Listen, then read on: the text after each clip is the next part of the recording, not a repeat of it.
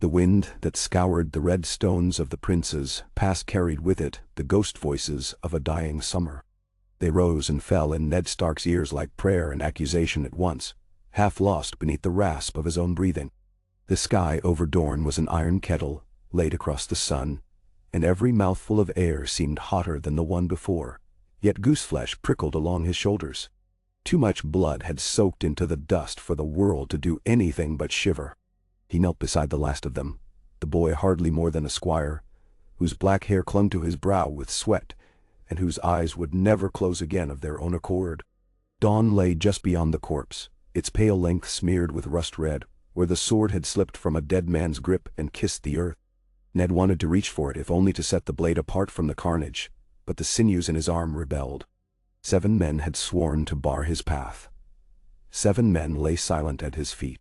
He feared that if he touched Sir Arthur Dayne's sword, he might feel the weight of every life it had taken upon his palm.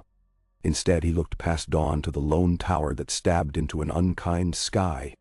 Lyanna was inside, must be inside. Yet the sound of her screams had stopped some moments ago, and their absence did worse things to a man's heart than any cry could. Ned told himself to move, to climb the crumbling rook and find her, but he could not will his legs to rise. His own name rang inside his head like a bell. Eddard of House Stark, Lord of Winterfell, Warden of the North, brother, husband, father. But each title felt small against the emptiness that thundered up from the hemorrhaging sand. A footfall behind him. Soft, deliberate. The rasp of steel, sliding from leather. Ned's breath hitched, every muscle tightening as though strung to the rack. He spun, sword half raised, and halted. The stranger was tall, draped in riding leathers the color of storm clouds. A scarf of pale violet wrapped about her throat.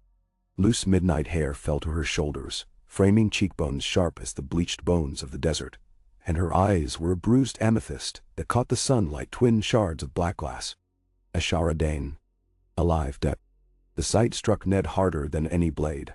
He had last glimpsed her upon the battlements of Sunspear, when diplomacy was still possible, when Rhaegar's choice at Harrenhal was an ember no one wished to name. Rumor swore she had thrown herself from a tower into the Sea of Dorne after the rebellion. Rumor often lied, but not always so cruelly. Yet here she stood, sword in hand, her riding cloak snapped by the furnace wind. "You were not meant to live through this," she said, voice low as broken glass. Nor was he. She nodded to the fallen Arthur. Ned swallowed swords of sand. Sir Arthur's honor was never in question. No, only his loyalty. Ashara's gaze traveled the killing ground, lingering on each corpse with something like reverence. The Kingsguard swore vows older than any kingdom. Arthur died keeping them. Bah! Then why are you here? To do what my brother could not. Ashara stepped forward, raising the point of her blade, until its ghostlight edge hovered between them. Even without Dawn, she moved like a dancer in a storm, dangerous in her grace. Her fury held on so fine a leash Ned could almost hear it creak. "You came for Lyanna. I came for you." Ned's knuckles whitened on his hilt. "If you mean to finish what Sir Gerald began, I mean to keep you breathing." She lowered the sword. For her, terror is a many-fanged thing. It bit deeper for being unexpected. "Lyanna," he croaked.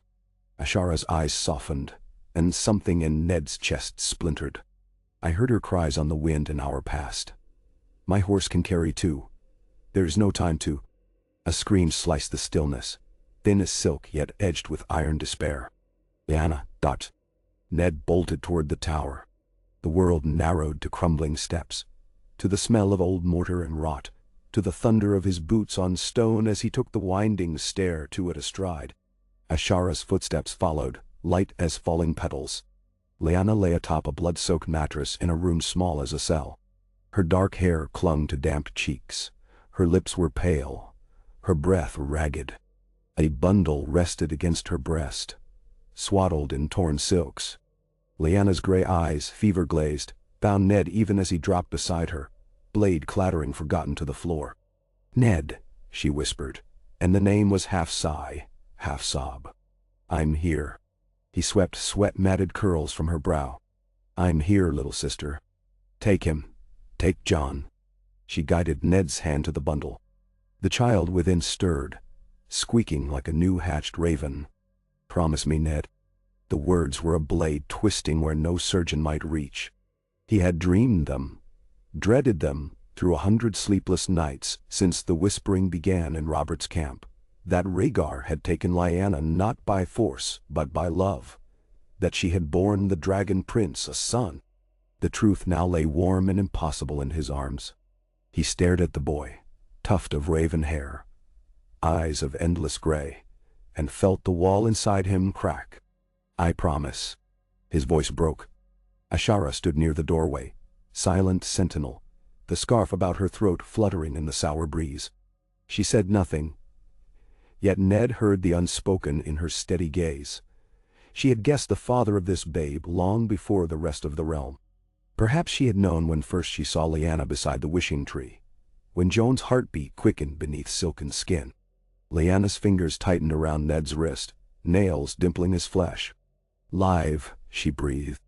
Let him live. Tell them nothing. Her body arched. Blood blossomed fresh between her thighs, and her voice faded into a sound that was not a word, but an ending. Ned pressed a kiss to her temple as the last of her warmth left her limbs. She sagged, head lolling toward the shuttered window where dawn refused to come. The room felt suddenly airless. He wanted to howl, to hammer the godswood with his grief. But the babe in his arms wailed, first thin, insistent, a demand upon a world that owed him nothing yet must give everything. Ned gathered the child to his chest, swaddling him tighter. Lyanna's blood stained the silk, his tears stained it more. A hand closed on his shoulder. Gentle, steadfast. Come, Ashara murmured. Before more men ride the pass. He let her guide him down the stair, though each step carried him further from a sister's corpse. Outside, her horse stamped beneath a crooked salt-spine tree, black mane lashing at flies. Ned mounted with the babe pressed to his breast. Ashara swung into the saddle behind him and looped an arm about his waist. She rode bareheaded, hair streaming banner-like in the wind, sword sheathed across her back. They left behind the fallen of the Kingsguard, and the crumbling tower, and the smell of sun-baked blood. No one pursued. The pass widened into sand-choked valleys where vultures circled and carrion beetles scurried. The world seemed muffled, every sound dampened beneath a hush that rang louder than battle. Ned rode in silence, one hand cradling John, the other clenched on the reins. Ashara's breath brushed the nape of his neck, steady, unhurried. She exuded a calm that unsettled him more than any palpable dread. Her composure felt borrowed from death itself. Hours bled into day, day into dusk. They halted at a dried riverbed where pale reeds whispered like ghosts. Ashara dismounted first, motioning Ned to hand down the child. She settled John between the curve of her knees and set about mixing water and goat's milk in a battered tin cup. Ned watched in mute fascination, for there was a tenderness in her movements he had never glimpsed at court, something delicate, fiercely protective. Sir Arthur said your honor ran deeper than your sorrow, she remarked once John had drunk his fill and slipped into slumber. Prove him right now.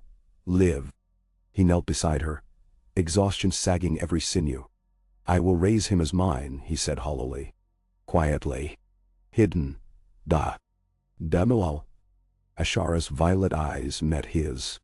Quiet lies rot quicker than truth. The north may shield the boy a few short years, but rumors fly on warmer wings. Robert's wrath will follow the scent of Rhaegar's blood soon enough. Then what would you have me do? Proclaim him dragon spawn before the lords of Winterfell? Bind the north to treason? I would have you remember your sister asked for life, not shadows. She shifted, and the evening sun kissed the curve of her jaw. Let the realm believe what it will. You cannot bar every mouth, nor should you try. Raise the child in daylight, not in darkness. She touched Joan's tiny fist. Let him know his name, even if you must shape it to northern tongues.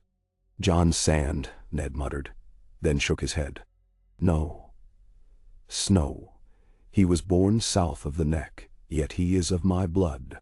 Stark blood and Dayne. If I judge those eyes aright. She smiled, faint and fleeting. A constellation of names then. Let him bear them all. And when Robert learns, stand before him with sword in hand if need be. Fight for the living Lord Stark. Ned stared at the child. The promise he had made Lyanna weighed upon his heart like cold iron, but Ashara's words struck a spark against the iron's chill. He thought of his father, Brandon, Rickard, men who had died because honor and silence had tangled in the dark. Might a different path fill the crypts with fewer ghosts? I will need your help, he said. Ashara's laugh was a whisper of wind-blown sand. You shall have it, though every path from here cuts bone deep. Now eat, my lord, before the scorpions claim the night. They shared hard bread and salted figs, while the sun buried itself in a grave of purple clouds. Ned built a small fire, its glow fierce against encroaching dark. John slept beside Ashara's cloak, cheek pillowed on folded linen. Occasionally his fist twitched, and his mouth worked as though suckling on dreams. When the last sliver of daylight vanished, Ned spoke again. Why did you come to the pass?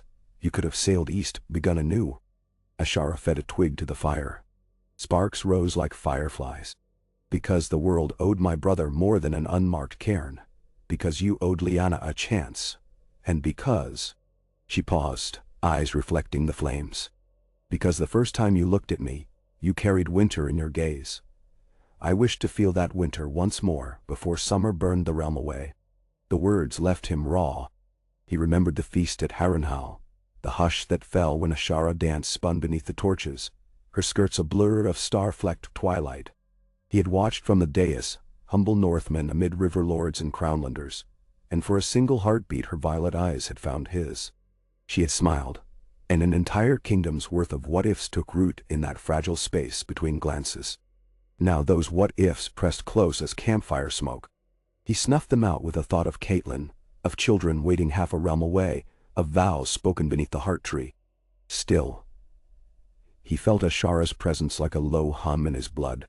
We ride at first light, he said, and let the hush return. They skirted Sunspear beneath a canvas of yawning stars. Ashara procured false seals and a change of horses from allies she refused to name, and Ned did not press. Secrets were coin enough for the road they traveled. Twice Dornish patrols passed within bowshot, but sand cloaks swallowed sound, and the Northman and the lady ghosted through moonlit olive groves without incident. By dawn they reached the stone way, where dusty switchbacks clawed toward the mountains. There the air grew thinner, cooler, and Ned's lungs drank it like mead. On the fourth day, they crossed into the Reach, exchanging Dorne's bitter heather for rolling vineyards and orchards, heavy with swelling fruit. They avoided Old Town, forging northward across the Mander on a ferryman's skiff that stank of eel nets. Children waved from reed huts along the banks.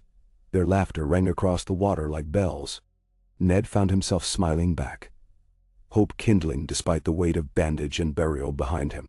In evenings, they camped beneath hedges or in abandoned shepherd shields. Ashara taught Ned the lullabies of Starfall, their cadences strange yet soothing. John listened wide-eyed, gurgling approval when her voice lifted on the salt-bright refrain. Sometimes Ashara guided Ned's hands atop the child's tiny ribs, showing him how gentle pressure could ease a colic spasm, how to soothe fever with damp cloth and whispered comfort. In such moments, the ghost of her laughter softened the hardness in her gaze, and Ned glimpsed the girl she had been before courts and crowns. 7 days after leaving the pass, they reached Bitterbridge. The market town teemed with knights returning from Robert's War, swaggering beneath banners half-torn, boasting of the ruby ford and the trident's crimson tide. Ned kept his hood pulled low, but no one spared a mud-splattered traveler and his dark-haired companion more than a bored glance. War had ended. Now came the harvest of stories and scars. That night, sharing a straw pallet in a stable loft, Ned awoke to find Ashara gazing at him through moon shadows. Her voice was a sigh. Will she forgive me, do you think? Your lady wife? He propped on an elbow. John slept between them, carven in silver light. Caitlin's heart is stronger than any blade I've carried. Yet, this may test us both. Nen. Because you return with a babe whose face shouts dragon. Because I return with you. The words escaped before he weighed them. Moonlight carved Ashara's cheek, revealing the faint shimmer of tears unshed. "I have no wish to steal a place that is hers," she said. "Only to guard the boy. And I do not wish to lose any more I care for." His fingers brushed the back of her hand. She did not pull away. "Help me, Ashara. Let us raise him together in truth." For a beat, the loft was silent save for the slow thrum of swallow wings beneath the rafters. Then her hand turned, clasping his. She squeezed, once, as though sealing a pact writ in starlight. The snow began 2 leagues south of the neck, first as a scatter of pale motes dancing on the wind, then as a steady veil that transformed the world into shifting alabaster. Ned felt the north greet him in every breath, crisp and clean as a blade's edge. John cooed, fat fists punching at flakes that melted on his lashes. Ashara drew her Dornish cloak tighter, but said nothing of the cold. Only the slight tremor of her gloved fingers betrayed her. Moat Caelin's towers jutted like rotted fangs from a mire of black water and ice. The Crannogmen had lit watchfires upon their causeways, smoldering beacons whose smoke spooled through the marsh like sluggish ghosts. Ned hailed them with the old words, and when one wary face recognized the wolf's head brooch at his throat, the gates parted. They passed through beneath rust-gored portcullis teeth into the north proper.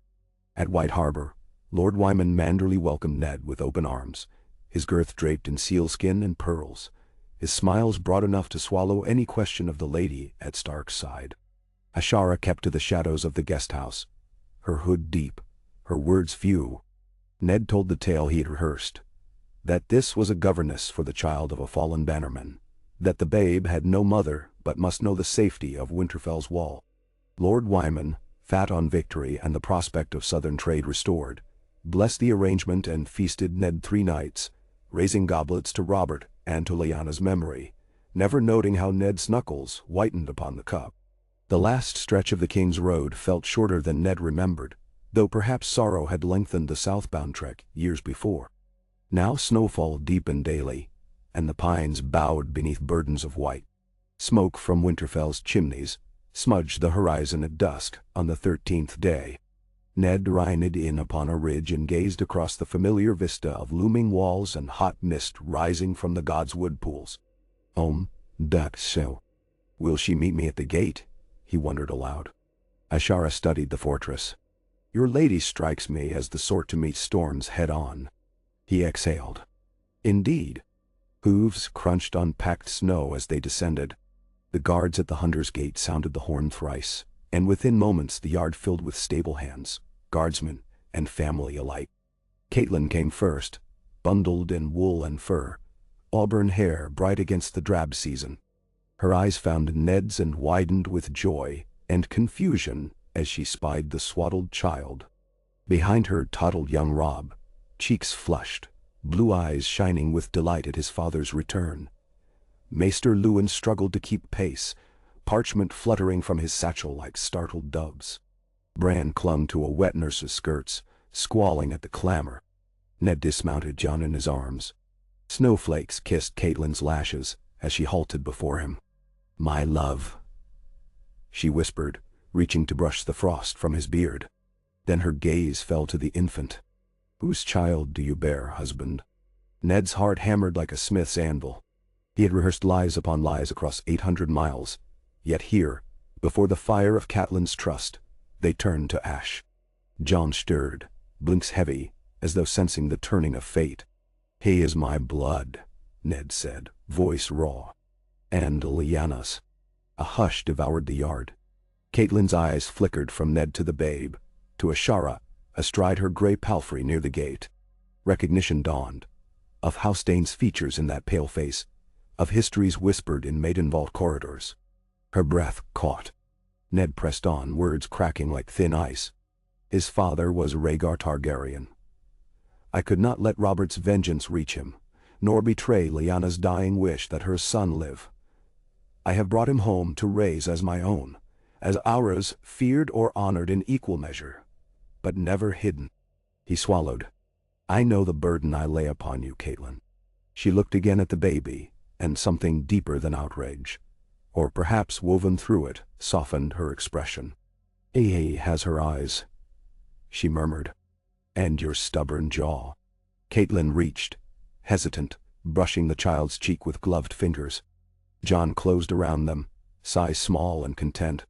"Let us enter," she said at last, straightening, spine iron.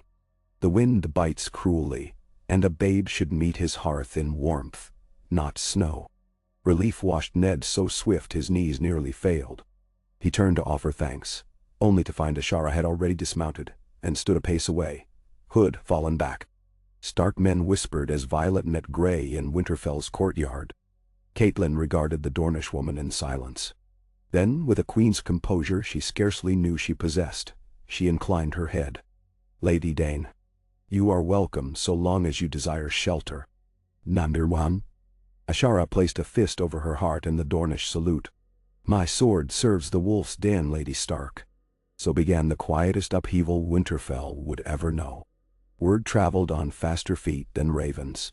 By the spring melts, tales of the Dragon Prince's bastard, some called him Stark, others Snow, still others Dayne, had burrowed into every hall from Carhold to Barrowton. Lord Rickard Karstark sent a single line of reply. "The blood of wolves runs true. The North remembers." Lady Barbary Dustin sent none. Other murmurs claimed she cursed Stark treachery that spared a Targaryen whelp, while her own husband rotted beneath red Southron stone. At White Harbor, Lord Wyman minted rumors along with coin, wagering alliances like a gamester. None could say which story would reach Robert's throne first, or what carnage would follow in its wake. Within Winterfell, the boy grew. Jon Snow, never Sand, for Ned refused the southern suffix, thrived beneath the watchful gazes of two mothers. The Lady of Winterfell, and the violet-eyed swordswoman who taught him lullabies of distant seas. Caitlyn's heart warred daily with grief and jealousy and something like fierce compassion, Ashara's with regret and reverence. Yet each found pieces of herself in the child. Caitlyn in the solemn way he studied snowfall, Ashara in the tilt of his smile when moonlight brushed his lashes. Love is a many-headed beast. It devoured them both before they learned to name the fangs. Robb adored his half-brother, never doubting the bond their fathers forged. They tumbled across yard and hall, each scrape of knee matched by equal scolding from a watchful wet nurse. Bran toddled after, arms wide, believing himself a direwolf until the day he understood falling. Then Jon's chubby hand closed around Bran's and righted him, and Bran decided direwolves could lift one another. When Jon slept, Ashara's voice often drifted through the corridor outside Ned Solar. She recited histories of Dayne heroes. Sir Arlen, who slew a wyvern beneath the bones of a fallen star. Lady Alleria, who mapped the rivers of the sky in jewels. Ned listened, quill stilled above parchment, his ink blotting into moons. Sometimes Caitlin joined, embroidery in lap, needle shining like a small sword. The three sat thus, an uneasy braid of north and south, past wrongs and future vows. Silence grew companionable. Yet each dawn brought the threat of ravens from King's Landing. None came.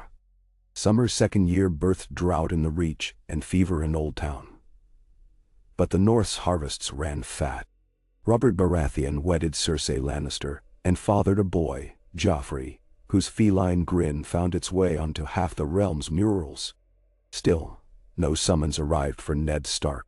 It was as though Robert dared not look northward, as though the memory of Lyanna's broken bed of blood stood between him and his closest friend. Rumor said the king drowned grief in meat and pleasure, riding his warhorse through bedsheets grander than any battlefield. Ned kept his counsel and his distance. On Jon's third name day, Ashara gifted him a carved wooden sword, painted the pale pearlescence of dawn. The boy swung it amid swirling snowflakes, declaring himself defender of direwolves. Robb brandished a pine staff in reply, crowning himself Lord of Lions, and the yard rang with their shrieks of victory until Maester Luwin pled for mercy. Caitlin watched from the gallery, lips curved. Ned slipped an arm around her waist. "You have accepted him more swiftly than I dared hope," he confided. Her gaze never left Jon. A child is not his father's sin, nor his mother's sorrow. He is himself, and that is enough. Still, I fear for what lies ahead. Nevermanter. Ace do I. Ashara appeared beside them, silent as winter dusk. The realm stirs. Whispers from King's Landing speak of the king's hand grown weary. John Arryn has grown old and frail these past years. Ned frowned. Without Arryn, Robert will find fewer voices of reason. Or more eager ones. Her violet eyes caught the pale sun. When he seeks new hands, his gaze will drift north. Catelyn stiffened. Would you leave Winterfell? I swore to guard the boy. I will not leave him. Nah. Ned drew breath deep as the gods would pool. If Robert calls, I must answer, but not alone. He looked to his wife, to Ashara Dayne. We ride south together or we remain. The choice is ours, yet the burden will be Jon's. Jon chose for them. That evening, as the heart tree's face wept resin tears beneath a sky rubbed raw with sunset, the boy approached his father. When will I see the king? He asked, earnest and unafraid. Robb says King Robert fought dragons. I wish to thank him for letting me live. The words knocked Ned back upon unseen heels. He knelt, gathering the boy. One day, he promised, heartbeat roaring. And when you stand before him, you will stand proud. Ashara's hand lighted upon Jon's shoulder. You will stand with stars at your back and snow beneath your feet, little wolf. And none shall dare call you less than you are. From the shadows, Catelyn watched, eyes bright with something half like fear, half like wonder. Autumn's arrival found ravens finally winging toward Winterfell. 2 in 1 fortnight. The first bore news of Lord Arryn's failing health. The second, mere days later, its black feathers ruffled by storms, carried a terse summons penned in Robert's own hand. Words of friendship laced the missive, yet urgency throbbed between each line. Come to me, Ned. I have need of you. Ned stood before the hearth long after dusk, staring at the parchment. Flames danced upon his face, limning the stark lines of resolve. Catelyn entered, wrapping a shawl about his shoulders, though the room was hot. He calls, she said softly. He calls. Ned's gaze drifted to the window where night pressed against frost-etched panes. Beyond, the yard stretched quiet, blanketed in moonlit snow. Jon's window glowed faintly, a lone candle in the dark. We ride together, Catelyn declared, voice steady. He turned, brow furrowed. Winterfell cannot be left lordless. Robb is near 10. Roderick and Lewin will count. No, T. Ned caught her hands, firm but gentle. If Robert means to seat me beside him, he must welcome not just the wolf but the star in the snow as well. He released her and strode to the door. Come. They walked the dim hall to Jon's chamber. Ashara sat cross-legged on the bearskin rug, polishing the wooden dawn while Jon traced constellations imaginary upon the ceiling. Both rose when Ned entered. Pack light, he said, voice quiet yet ringing with decision. 8 first thaw. We ride south. As a family. Ashara inclined her head, the smallest ghost of a smile on her lips. Jon whooped, wooden sword brandished. Catelyn drew him into her arms, burying her face in his hair. Ned watched them, the unlikely tapestry of his life, north and south, wolf and star, ice and dawn, and felt fear coil beneath his ribs. Yet beyond fear lay something rarer, a pathway through endless night toward a dawn not yet written.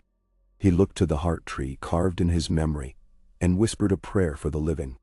The gods, old and new, listened in silence as snow began to fall. Onendander. Nijo. A hush lay over Winterfell's yards at the hour before dawn, that fragile gray cusp when torches gutter and shadows hold their breath. Ned Stark crossed the frosted flagstones alone, cloak snapping behind him, the air so clear that each exhale hung momentarily like spun glass. In the distant forge, Mickens' apprentice coaxed a drowsy ember to life. Otherwise only ravens stirred upon the rookery roof, rustling wings against the coming cold. He paused outside the godswood door, listening to the wakening keep. Somewhere above, Robb's laughter spilled through a shutter Jon had left ajar, a thin silver ribbon of sound that drew a reluctant smile to Ned's lips. It comforted him that the boys could still laugh on a morning heavy with farewells. They were too young yet to feel the weight of banners and crowns. Gods willing, they would stay young a while longer. Inside the godswood, mist curled low across the frozen pool, the black water reflecting nothing but tangled branches. Ned knelt before the weirwood and placed his palm against its bleeding bark. The old face regarded him in soundless reproach, resin tears glistening like garnets. Beneath the hush of leaves he whispered the names of the dead. Lyanna, Arthur Dayne, Roderick Castle's brother Harlan, who had fallen on the Trident, every comrade lost in fire and river silt. Last he spoke the name of his father, and of Brandon, and the chill in his marrow felt older than bone. When he rose, the eastern sky had kindled to rose and bruised gold. He found the courtyard alive with bustle. Half a dozen Garans stamped and snorted, vapor pluming from their nostrils. Benjen Stark leaned beside the tack-room door, eyes bright above the collar of a frost-crusted cloak. He had ridden from Castle Black with 2 rangers to escort the family as far as Queenscrown, and his presence steadied Ned more than any cadre of sworn swords. Ashara Dayne emerged from the armory clad in wolf-gray leathers, sewn with tiny starbursts of silver thread. Her hair was braided back with a strip of lavender silk, yet a single midnight curl escaped to brush the curve of her jaw. She carried 2 blades, a Dornish arching saber at her hip, and a long northern sword slung over her back, its scabbard plain but serviceable. The juxtaposition suited her, a woman forged in 2 worlds, bending to neither. At her heels bounded John, bundled in layered wool the color of smoke. The boy's cheeks glowed, gray eyes alight with the promise of roads unrolled beneath spring skies. A carved direwolf dangled from his belt, Ned's farewell present, its wooden shoulders already scarred where Joan's small fists had worried at it throughout the night. Caitlin stood upon the steps with Bran propped on her hip, Rickon swaddled and dozing in a sling across her breast. She watched the yard's choreography with the composure of a seasoned lady, yet her fingers gripped Bran's linen hem until the knuckles blanched white. Maester Luwin fussed about her with a ledger and a scroll case, muttering of supply lists, of accounts and ravens. Robb circled the horses, offering sage advice to groomsmen twice his age. Ned approached his wife and touched her arm. She met his gaze without flinching, though sorrow swam behind tully blue eyes. "The wagons are nearly ready," she said. "Septa Mordain frets we should wait until midday. She fears the roads may yet ice over again in the shade of the hills." "We ride before noon," he answered gently. "Lingering will not mend her worries." Caitlin exhaled and nodded. She bent to set Bran on his feet. The boy toddled toward John before promptly planting himself in a snowdrift to inspect a fistful of ice crystals. Ned kissed Rickon's downy head.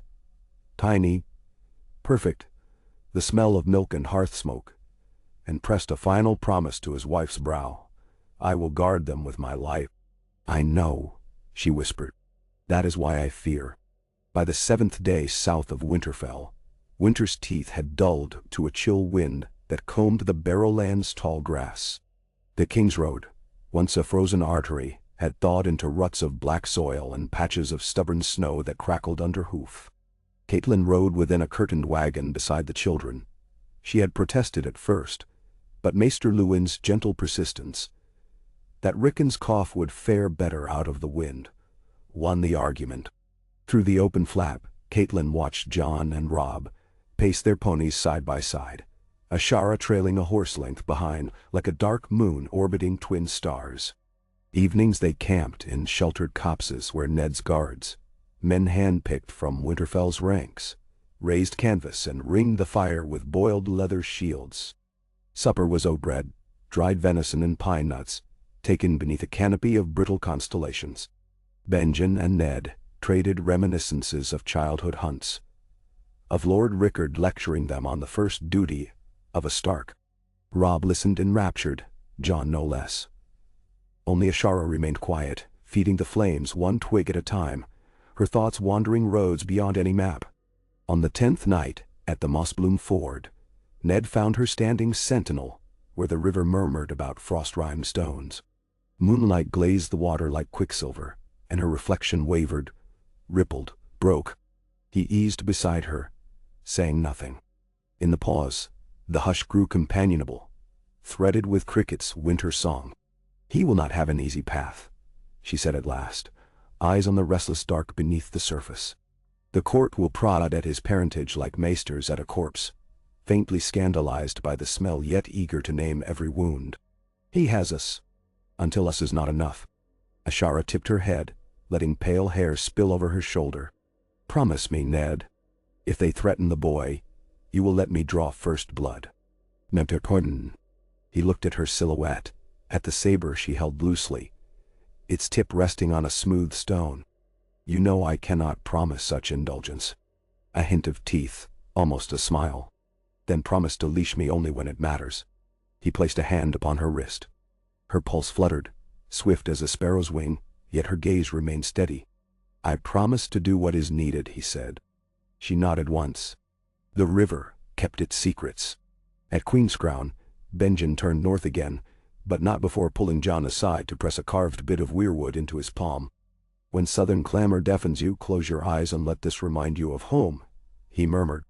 John tucked the token into the pouch at his neck and embraced the uncle he idolized. Rob tried bravado, claiming he would win glory in tourney before Benjamin's next visit. Benjamin merely ruffled his hair and advised him to win honor first and leave glory for bards. The company pressed onward, winding through fields where early crocuses poked bold heads through crusted earth. At every inn, small folk peered at John's dark hair and solemn eyes. Some whispered the rumors. "Targaryen whelp, dragon bastard, Dayne's orphan now." Others cared only that the Starks paid fair coin and brought a fleeting parade to quiet holdings. Ned endured each stare, answering curiosity with measured courtesy. Ashara answered none at all, yet her presence, blade and violet gaze, discouraged most questions. It took a fortnight to reach the Trident of the Green Fork. There they joined a column of riders bearing Lord Hoster Tully's trout banners. The River Lord had dispatched them as escort once word of his daughter's passage reached River Run. Caitlin greeted the men with restrained warmth, though Ned detected a tremor in her voice when she asked after her father's health. None could say truly. Lord Hoster had not left his solar in moons, it seemed. John watched the Tully guards with bright curiosity, admiring their salmon-painted shields, copying the lilt of their Riverlander speech.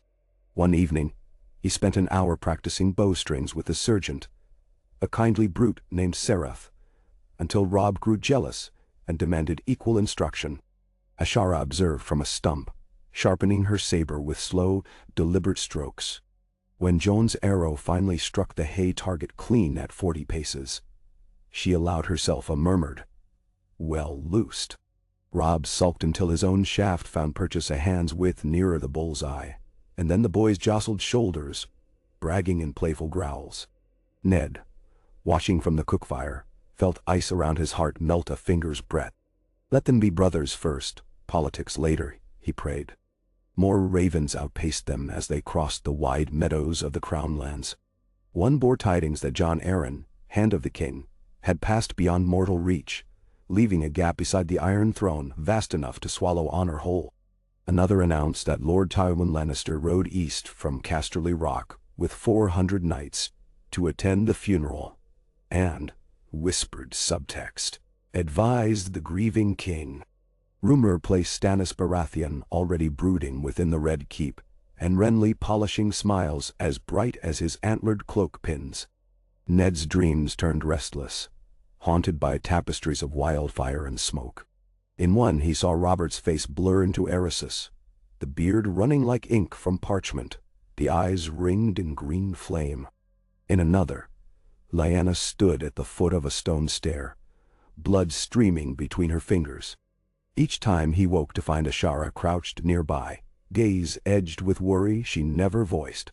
3 leagues from the capital, the small folk grew more numerous, the inns rowdier, the stench of tanneries drifting on a damp wind. King's Landing's walls hulked against the horizon, like a crouched beast, licking the greasy smoke of its own steaming pits. Ned's breath shortened as though some unseen cord tightened around his chest. He glimpsed Ashara's profile, calm, almost cold, and wondered if her pulse quickened beneath that composure. Caitlin felt it too. Her hand sought his inside the wagon before they passed beneath the mudgate. The clang of portcullis chains, the reek of the fish market, the babel of tongues. After northern hush it was an assault. Rickon whimpered. Bran covered his ears. But Joan's eyes flared with wonder, and Rob craned for every sight, cheeks flushed with excitement. Kingsguard in enameled plate met them at the stables reserved for honored guests atop Visenia's hill. Their captain, Sir Barristan Selmy, bowed with grave courtesy. His grace awaits you in the throne room, Lord Stark. Majesty has delayed the hand's funeral rites until the arrival of his dearest friend. The words stabbed Ned, both honor and sorrow at once. He bowed in return. We will come as soon as my family is settled. Very good, my lord. And Lord John? Barristan's gaze drifted to the boy standing solemnly beside Ashara, carved wolf clutched tight. His grace has asked that the young lord attend as well. John glanced up at Ned, anxiety warring with eagerness. Ned crouched, adjusting Joan's collar. You wish to thank the king, he reminded softly. That moment has come, my brave one. John nodded, swallowing. Ashara laid a reassuring palm on his small shoulder. Rob looked as though he might protest being left behind, but Caitlin hushed him with a kiss and promise of exploring the castle gardens once the audience concluded. Ned changed quickly into dark wool trimmed in silver thread, playing beside the peacocks of southern fashion yet dignified, and guided John through corridors that breathed damp stone and perfumed rushes. Ashara followed, sword belt exchanged for a courtier's sash of starfire silk, though no finery could blunt the lethal precision of her step. The throne room's vast doors yawned, and they entered beneath a susurrus of hushed voices. Courtiers thronged the mosaic floor, silks and gemstones forming an iridescent current around the iron tidal wave of the throne. A hush rippled outward as Ned advanced, Joan's small hand locked in his. He felt eyes crawl across the boy, cataloging cheekbones, the straight black hair, the quiet composure. Lannister gold caught torchlight. Tyrell rose perfume drifted beneath his nose. Somewhere a Dornish accent hissed disbelief. Robert Baratheon slouched upon the iron throne in black velvet trimmed with sable, a goblet clutched white-knuckled. His beard was thicker, streaked with silver, his belly pressing the seams of his doublet. Yet his eyes, cornflower blue once, had faded to a watery cobalt laced with red threads. He saw Ned, and the goblet lowered. A flicker of old mirth sparked but guttered quick, smothered by grief's ash. Ned. The king's voice cracked the hush like a falling axe. You kept me waiting. I rode as swift as roads allowed, your grace. Ned bowed customarily. I grieve for Lord Arryn, as for a father. Robert's gaze slid to John. And who is this solemn pup? Ned felt every lord present lean inward a hair's breadth. He steadied his breath. This is John, my sister's son. A collective intake of breath, like sails drawing wind. Robert's brows twitched. Stark features, aye. But those eyes. His voice trailed into something harsher. Something raw. He swallowed, jaw tense. Lyanna's. Lyanna's, Ned confirmed, gentle yet immovable. She begged me ensure the child lived. I swore it on the memory of our youth. Silence. Robert's knuckles tightened until the goblet sang. At last he shifted his gaze from John to Ned, the weight staggering. You kept him hidden from me. I feared the realm, not you. But rumor outran any secrecy. Better truth stand before you than haunt your dreams. Ashara's presence flared like a quiet star a pace behind John. Robert's eyes flicked to her, recognition dawning. Harrenhal's ghost, the tower's sister, the rumored fallen jewel of Starfall. His lips compressed. John stepped forward, small shoulders squared. Thank you for letting me live, your grace. The boy's voice, clear as bell glass, rang across the hall. A tremor passed through the crowd. The stunned recognition of innocence offered as tribute. Robert blinked. Slowly he set the goblet upon a step and leaned forward. Come closer, lad. John obeyed, gaze steady. Robert studied him, cheeks, jawline. The half-moon scar unnoticed by most where Ashara's dagger pommel had once brushed him from a startled colt. The king's breath shuddered. He reached, huge, calloused hand, cupping John's chin. She would have loved you fiercely. John said nothing, only stared back with those gray pools that saw too much. Robert released him, exhaling a sound that was almost laugh, almost sob. He rose, joints popping, and lifted his voice. This child is of Lyanna Stark's blood. By my decree he shall not be called bastard, nor suffer slight. He will be known as John Stark Dayne, and shall enjoy all honors due him here or in the north. Any who question his right, question mine. Shut! Whispers erupted like spent arrows. Tywin Lannister's face revealed nothing, though the flicker of his green-gold gaze toward Cersei, watching from an upper balcony, spoke volumes. Stannis' brows knitted deeper. Renly's carefree mask strained. Ned inclined his head, masking relief spiraling through him like thaw. Robert wasn't finished.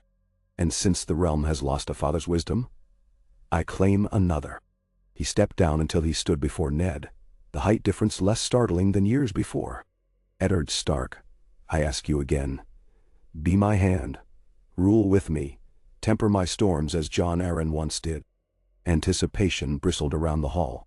Ned felt its sting. He imagined Winterfell empty, but for memories, the heart tree weeping alone. Yet he pictured the boy before him, his own children, the realm poised on the razor's edge of lion and stag. He answered as duty demanded. I will serve your grace, for the sake of the living. Merci. Robert clasped his shoulders, rough and warm, and for a heartbeat Ned glimpsed the friend of youth beneath layers of wine and grief. Then the moment fell away, shattered by heralds announcing the hand's funeral rite to begin at dusk upon Baelor's Sept. The court dissolved into eddies of conversation. Tywin swept forward, offering thin condolences laced with steel. Cersei descended with measured steps, regard scanning Ned as one assesses a blade left too close to the throat. Stannis muttered a gruff welcome. Renly enveloped Jon in an ostentatious half-hug that earned only raised eyebrows from the boy. Through it all, Ashara lingered just behind Ned's shoulder, sword-sworn shadow. Some recognized her, many did not. But her presence unsettled even the boldest lordling. It was whispered later, she moved like a cat with dragon eyes, and blades with minds of their own. She wore silence like other ladies wore rubies, dangerous and alluring. That evening, beneath the echoing vault of Baelor's Sept, Ned knelt beside Robert, before a white marble bier where Jon Arryn lay in peace. Candlelight danced across features carved by years of duty yet softened now. Ned pressed fingers to cold stone, whispered, "Forgive me, my lord," and rose into a future threaded with more peril than the rebellion's fiercest field. Jon stood beside Ashara near a pillar, small hand tucked in hers. The boy's gaze roamed the stained glass above. 7 pointed stars ablaze in holy yellow, dragons swallowed in righteous blue. He seemed both awed and curious, a solemn witness to the pageant of power. Ned wished in that moment he could freeze time, teach him each color first, each song, before thrusting him into storms their love could not quell. A fortnight later, the Red Keep buzzed with scaffolds, as banners bearing the crowned stag were rehung alongside the wolf and trout. Queen Cersei hosted feasts in honor of the new hand, yet each dish tasted of veiled threat. She smiled at Jon as though considering how best to sharpen him like a letter opener. Ashara never let him wander a corridor alone, and Ned slept little. In council chambers, Ned found rot behind every velvet drapery. Coin vanished from vaults, just as sold at the gate. Littlefinger smirked. Varys whispered. Pycelle napped. Stannis glowered. Only Renly greeted him with open cheer, though Ned suspected the younger Baratheon's mirth hid angles sharper than glass. Jon spent lessons with the royal maester, yet bullies found him in the training yard by smell of northern snow. One gilded squire called him Dragonspawn. Robb bloodied the squire's nose before Sir Boros could intervene. Jory Castle, captain of Stark Guards, doubled the watch around the children after that. Catelyn managed the household apartments with measured grace, but the city gnawed her nerves raw doich. Each street stank of urine and secrets, each whisper of Jon's lineage ricocheted against her ribs. Yet in quiet hours she and Ashara conversed beside an open balcony, trading childhood memories like wary diplomats discovering shared borders. They both loved the child, and from that root, tentative trust grew. One dawn, Caitlin found Ashara teaching John and Rob the water dance upon a sun-drenched terrace. The Dornish woman's feet flowed over flagstone, sword flicking like ink strokes. Rob grinned through sweat, Joan's brows knit, tongue peeking as he mirrored each graceful lunge. When at last Ashara deemed the lesson over, she noticed Caitlin's presence and inclined her head in respect. That evening Caitlin asked if Ashara might instruct her boys daily. "Let their steps be sure," she said. Ashara bowed acceptance, and a bridge strengthened. Still, the court bristled. Tywin's golden host lingered at Maegor's holdfast, shining threat. Lannister gold settled Jonan's parentage into rumor's maw. Some whispered Rhaegar had wed Lyanna in secret, others that sorcery bound the pair and birthed a demon boy. Septon Sefton proclaimed no innocence could spring from dragon seed. Jon returned from a service at the Sept in tears. Ned confronted the Septon in Robert's presence, voice low but lethal, and Robert commanded the Septon ship to an island holdfast to learn gentler scripture. On the last day of a sweltering spring month, ravens telegraphed worse news. Lord Hoster Tully lay near death. Caitlin's composure cracked. Ned granted her permission to sail for River Run with the younger children and a retinue. She begged him to send Jon home as well. Let him know the North again, away from vipers, but Ned hesitated. Part of him feared removing the boy would weaken his claim. Part of him feared losing those curious gray eyes from his daily orbit. Ashara resolved it. He must decide, she told Ned. If the choice is ours, it will shadow him. Let him own his path. Jon, summoned to the solar and told of their plan, listened gravely. He studied his carved direwolf, tracing the worn edges. At last he said, "If Mother is frightened for Bran and Rickon, I should go and protect them." The word mother, he spoke with warm earnest, directed to Caitlin. Yet he glanced to Ashara and added, "But I want to guard father too." Ned crouched, placing his hands atop Jon's shoulders. "You cannot guard us all. Choose where your heart leads. Whatever you decide, you choose proud." The boy bit his lip. "I will sail with the others, but you must send ravens, father, so I may know what the city does." He turned to Ashara. "Will you come?" "I stay with your father," she answered softly. "The court is sharper than a sand viper. Someone must watch its fangs." Emotion flickered across Jon's young face. Fear, resolve, reluctant acceptance. He embraced her fiercely. Ned exhaled, mouth tight, but found reassurance in the boy's calm. That night, under lantern glow, Jon penned a letter to Benjen, informing his uncle of his imminent arrival and promising to hone his archery. So the Wall's ravens sing with jealousy. They sailed on the Black Betha, a sleek royal galley loaned by Stannis with curt courtesy. Caitlin, the children, Maester Luwin, and 50 Stark guards departed from the city's quays at dawn. Ned watched from the ramparts, heart half tearing free. Jon waved until the masts dwindled beyond the rippling bright water. When the ship vanished behind the Hunger Bay's hazy curve, Ned turned and found Ashara beside him. Silent witness. He did not speak. Words would splinter. Instead, he placed a hand over hers upon the stone. She let it linger. Days blurred after their departure. Council sessions clawed every dawn.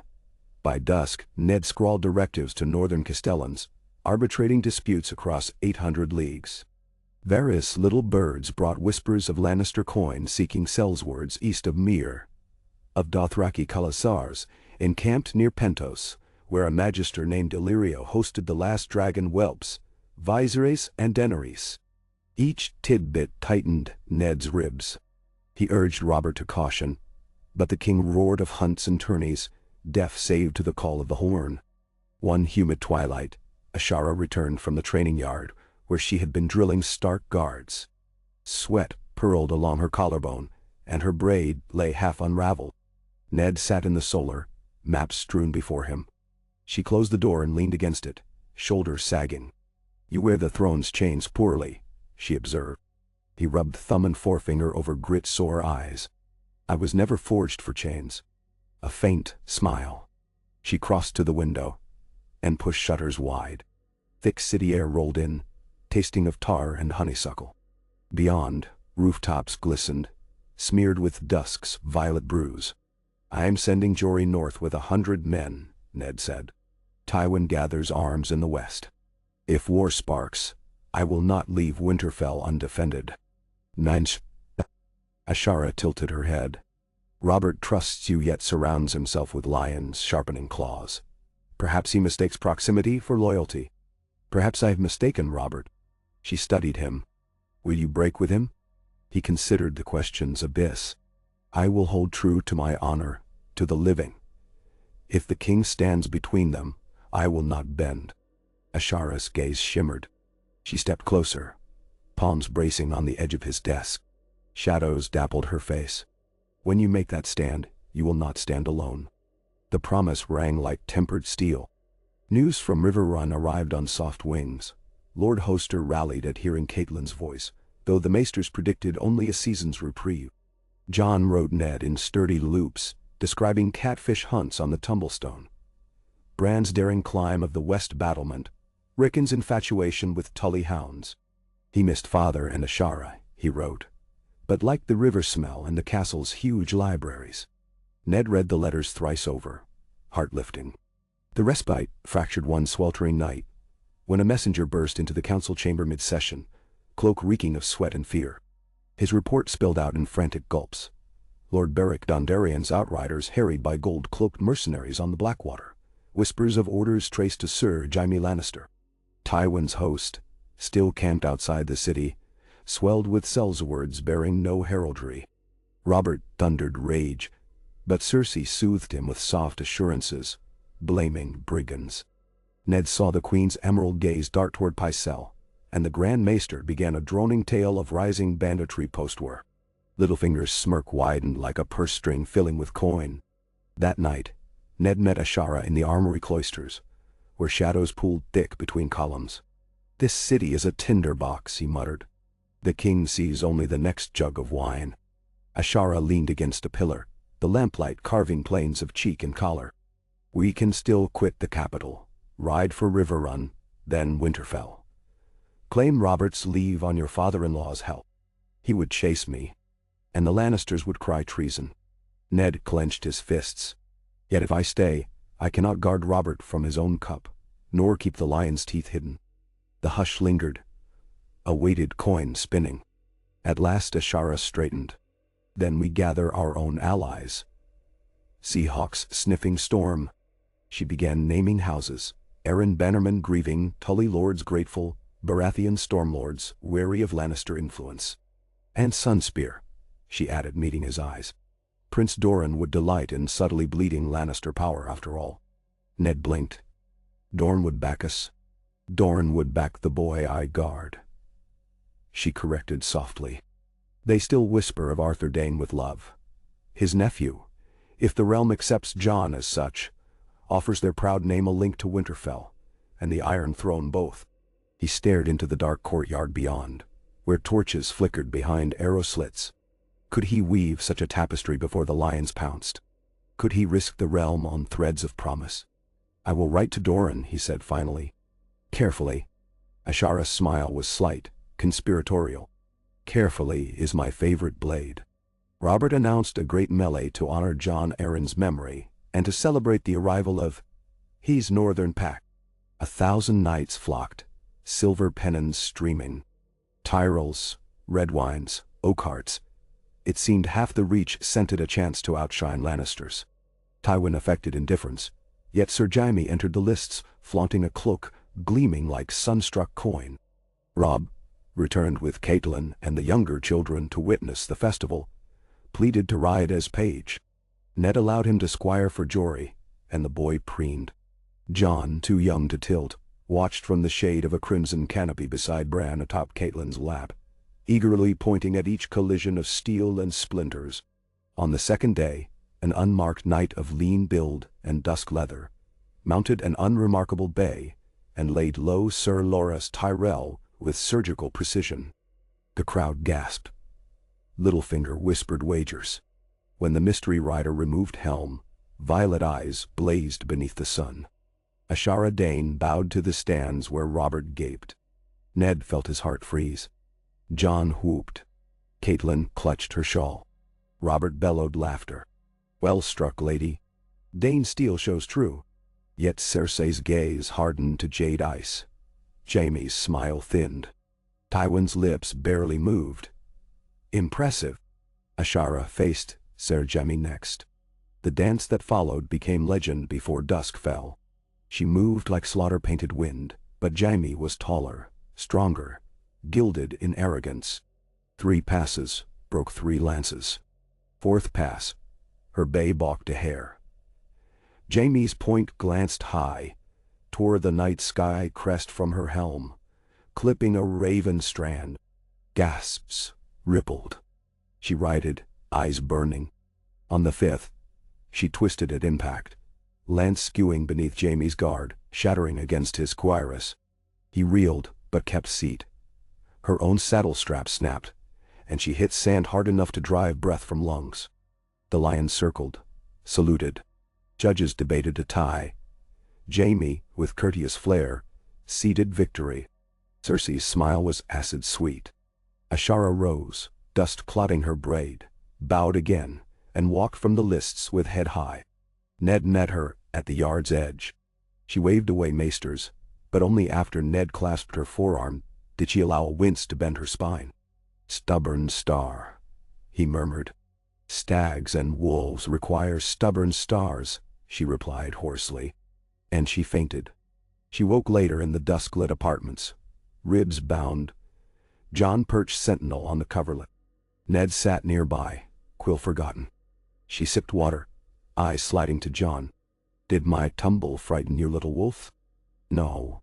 John's chin jutted. "You fought better than the Kingslayer." She smiled sidelong at Ned. He sees truth. Ned harumphed, but his relief glowed. Yet that night he dreamed of spears of golden hair hemming violet eyes beneath a funeral cloak. He rose, pacing, unsettled. Dawn found him writing missives anew, to River Run, to White Harbor, to Dorne. Dark wings brought darker words. Tywin's host broke camp and rode west. Yet scouts whispered of Sellswards lingering on the Gold Road. Lion banners furled for now. Ned suspected bait. He urged Robert to investigate, but the king, drunk on melee pageantry, waved him off. Instead, Robert agreed to ride hunting on the morrow. Cersei pressed a farewell kiss to his cheek that left Ned's skin crawling. At dawn, Robert departed with Ser Barristan, Renly, and a dozen retainers. Ned watched their silhouettes shrink against the river of trees outside the gate. Unease gnawed him. He returned to the solar and unrolled maps, mind turning. Ashara arrived still favoring her ribs but swordbelt secure. "You feel it too," she said. "Wrought under silk." He pointed to pins marking the Gold Road, the River Road, the pass through Cracklaw Point. "We are hemmed." Ashara traced a path toward the sea with a slim finger. "Escape lies here. A ship from the Blackwater to White Harbor, then north, or Dorne, should we leap other flames." A rap at the door. Ned admitted Varys. The spider bowed, powdered head purple-scented. "1,000 pardons, Lord Hand, but grave tidings skitter this eve." He closed the door gently behind. "Your friend, His Gracie's brother, Lord Renly, has discovered certain discrepancies regarding the Queen's children." Ned's blood chilled. "Speak plainly." Varys' eyes flicked to Ashara. "Calculating, then accepting her presence has inevitability. I fear the seed is not so strong as once believed. Renly sought you, but finding you in conference, he rides now in haste to Storm's End. He counsels flight." Ned swallowed. His mind flashed. Cersei's hush, Jaime's arrogance, the green-black eyes of a boy king. "Jon Arryn died for such truths," he said. "Indeed." Varys toyed with a ring, expression sober. "And if Robert should suffer mishap on this hunt—" He did not finish. He did not need to. The room felt suddenly airless. Ashara's hand settled on Ned's arm. "We leave at once." Ned met Varys' gaze. How long until the gate closes? Hard to say. I will endeavor to slow any cogs I may. A faint smile. Little birds can clip larger wings when properly motivated. Ned nodded stiffly. I must fetch my children. Ashara squeezed. Gather what matters. We ride light. Within the nursery, Bran slept curled around a wooden direwolf. Rickon snored softly in his crib. Rob sat by the window, polishing a borrowed dagger, eyes bright with restless bravery. He sprang up when Ned and Ashara entered. Father, are we riding out? Yes, Ned said, voice low. We may be gone long. Pack only what you cannot abandon. Rob's gaze sharpened. Is John in danger? All of us are, Ashara answered. But we face danger together. Rob's shoulders squared, pride and fear melding. He sheathed the dagger. Bran stirred awake, rubbing eyes. Ned lifted Rickon.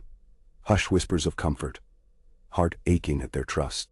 In the corridor they found Septa Dayne wringing hands. Word of sinister truths traveled fast in stone hallways. She murmured prayers as she helped gather blankets. By the time they reached the courtyard, Jory had assembled 20 Stark men armored for silent running. 3 spare mounts stamped near the postern gate. Moonless night cloaked them, torches were doused. Ned saw Littlefinger skulking near the stables, half-smile fading when Ashara's saber scraped free a thumb span. He melted into shadow, silk slippers whispering threat. It is a long ride to the river, Jory said softly. But the Black Betha still anchors in the harbor. The captain owes me coin. Ned clasped his forearm. See it done. They mounted. Ashara swung behind Ned, drawing John before her in the saddle. The boy's breathing was steady, but she felt the tension twine his small frame. She bent to whisper a promise of dawns beyond fear. They rode through back alleys where night soil steamed, past shuttered taverns, over narrow bridges glistening with slime. Jory led down a cleft in the wall known to smugglers, just wide enough for 2 horses abreast. A single guard dozed. He woke to the silvery kiss of Ashara's pommel, and returned to dreams. Beyond the wall the city fell behind in muted hush. They cantered along the shoreline road, river stink giving way to briny gusts from Blackwater Bay. Stars emerged, glittering like fresh-forged steel, their light spread upon the dark water like shards of hope. At the docks, as Jory negotiated passage, Ned dismounted and pressed palms to Ashara's waist, helping her down. Their breath mingled in salty wind. He opened mouth to speak gratitude, love perhaps, when hoofbeats clattered to the north, echoing like breaks in bone. A shout rang, "Hold! In the name of the king!" Gold cloaks spilled onto the pier. Sergeants forming ranks. At their head strode Sir Janos Slint, features twisted smug. "Lord Stark, you are commanded to return to the castle. The Queen demands audience." Ned stepped before his family, hand on sword. The Queen has no authority over the hand outside the small council. Queen Regent, Slint corrected, grin spreading. King Robert is dead. A boar opened his belly. Grievous tragedy. His eyes glittered. You will kneel before Joffrey. The words slammed Ned like a mace. He reeled, heart seizing. Behind, he felt Ashara stiffen. Rob gasped. Joan's fist closed tight about carved wolf. Slint gestured. Archers knocked. Choose Stark, bent knee, or broken house. Ashara slipped forward, blade whispering free. At once a dozen arrows angled at her breast. Ned's voice cracked. No. She paused, head inclined. He stepped to her side. He lifted his gaze to Slint. Around them the Blackwater lapped quietly, as though uninterested in kings and treason. I do not recognize a usurper born of incest, Ned said, voice carrying across the pier. Nor will the North. Slint's smirk faltered. Strong accusation, my lord. The boy's crown speaks louder than your claim. Ned drew breath, felt every path winnow. Behind, Joan's small hand found his tunic. He glanced, only an instant, into gray eyes brimming fierce wolf stare. Winter is coming, Ned whispered. And he drew steel. Ashara moved with him, 2 shadows conjoining. Jory bellowed, Stark men surged. Arrows hissed.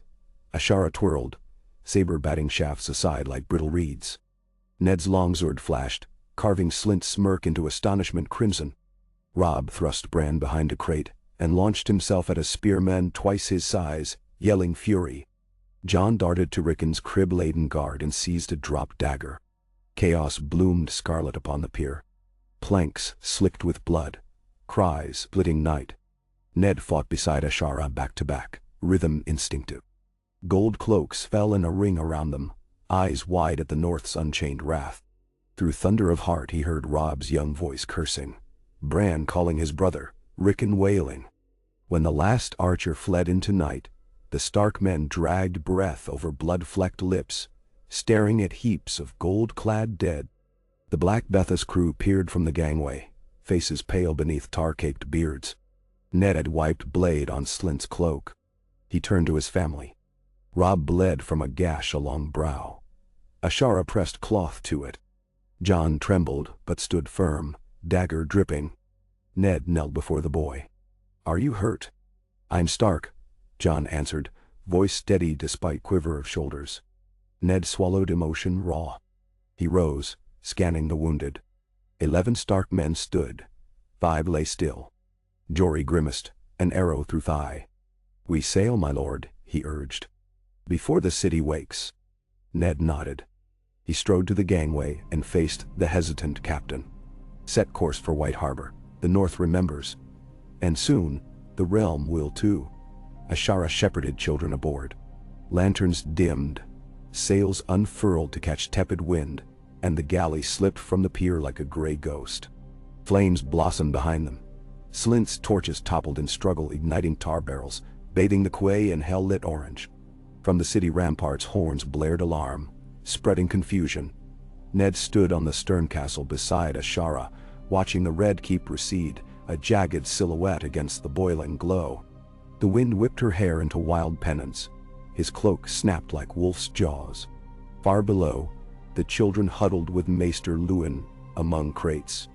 "You know what war you've birthed," Ashara murmured. "I know. And I know the price of silence is higher." She studied the fiery horizon. "Then we wage war on lies." He nodded, a bleak smile. "With truth as our standard." She reached, lacing fingers with his. Together they watched the river's dark mouth swallow the city's lights until only stars remained, cold and enduring above black water. They made White Harbor in 4 days, thanks to a brisk spring current and the captain's debt to Jory. Lord Wyman received them with shock, then steely purpose. Ravens launched north and east, longships readied. Ned spent hours in conference mapping supply lines, Ashara at his side drawing warnings on routes where Lannister fleets might choke the narrow sea. Catelyn and the younger boys reached White Harbor a day later, having ridden hard from River Run escorted by Tully outriders. The reunion was a tangle of tears and resolve. Jon and Robb clasped forearms like veteran comrades. Bran tackled Ned about the knees. Catelyn, eyes rimmed red, pressed her face into Ned's chest and whispered, "Bring them safely home." 2 dawns later, they rode for Winterfell with 500 northern spears. Ned carried letters of alliance signed by Wyman, Galbart Glover, Meiji Mormintachada. Ashara bore a sealed scroll tucked above her heart, addressed to Prince Doran, promising Jon Snowdane as bridge between Desert Star and Winter Wolf. Jon rode between Ned and Ashara, holding the direwolf token. Around them, snow began to fall. Not a blizzard but a steady drift, soft as sighs, cold as truth. Ned gazed upon the whitewashed world, stretching northward.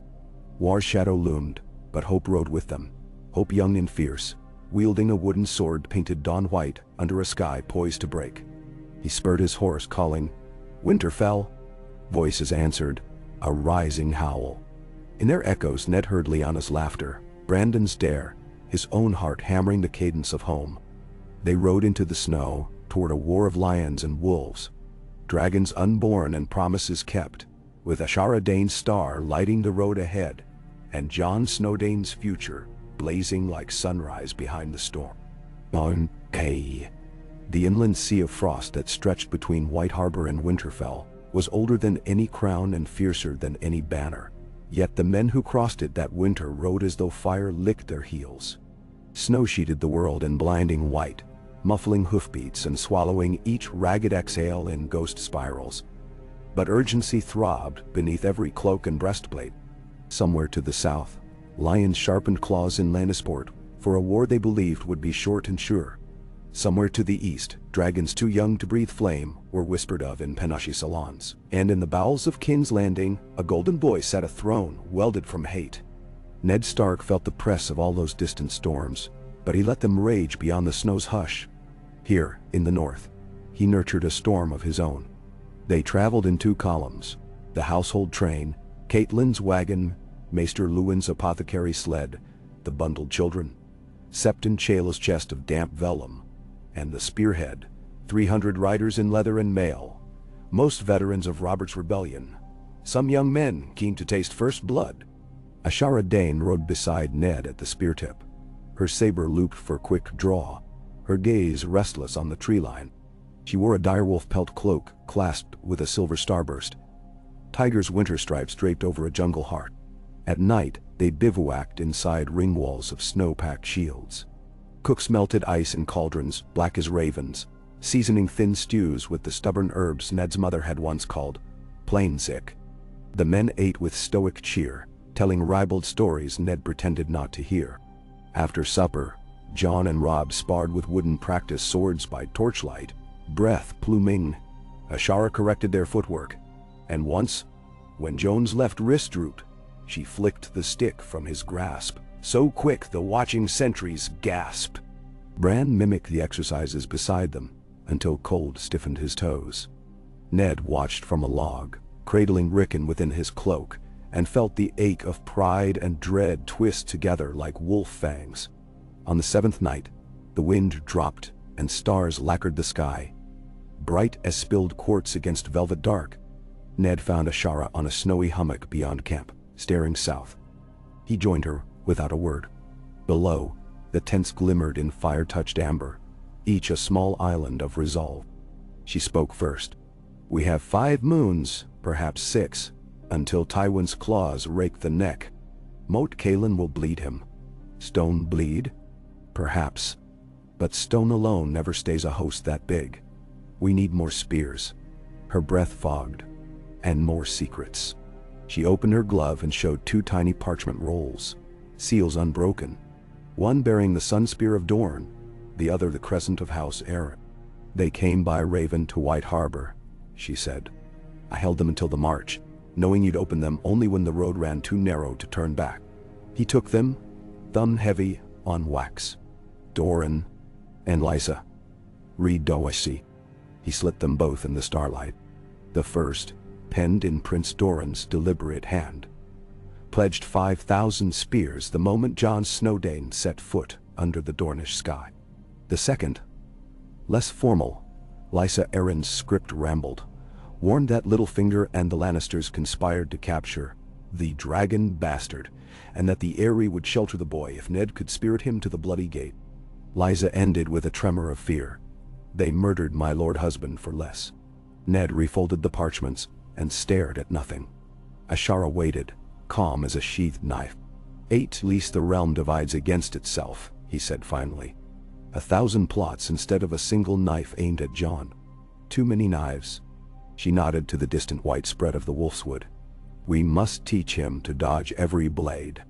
Winterfell rose from the drifts like a dream half remembered. Warm stone breathing huffs of bathhouse steam, watchfires sprinkling the towers in gold. The gates opened at first horn blast. Servants cheered. Grey Wind and Shaggy Dog, new-grown direwolf pups, gangly and overbold, bounded across the yard, scattering ash hens. Jon dismounted and was swallowed by the gray pup's yowling affection, laughter ringing bright. For a moment Ned let himself believe that walls and hearths could fend off war. They stayed only long enough to mend. Leather was patched, axes rehung, lungs fed fat on spiced hare and onions. Catelyn oversaw the household like a captain refitting her ship. Ashara drilled guards until snow steamed off their gambesons.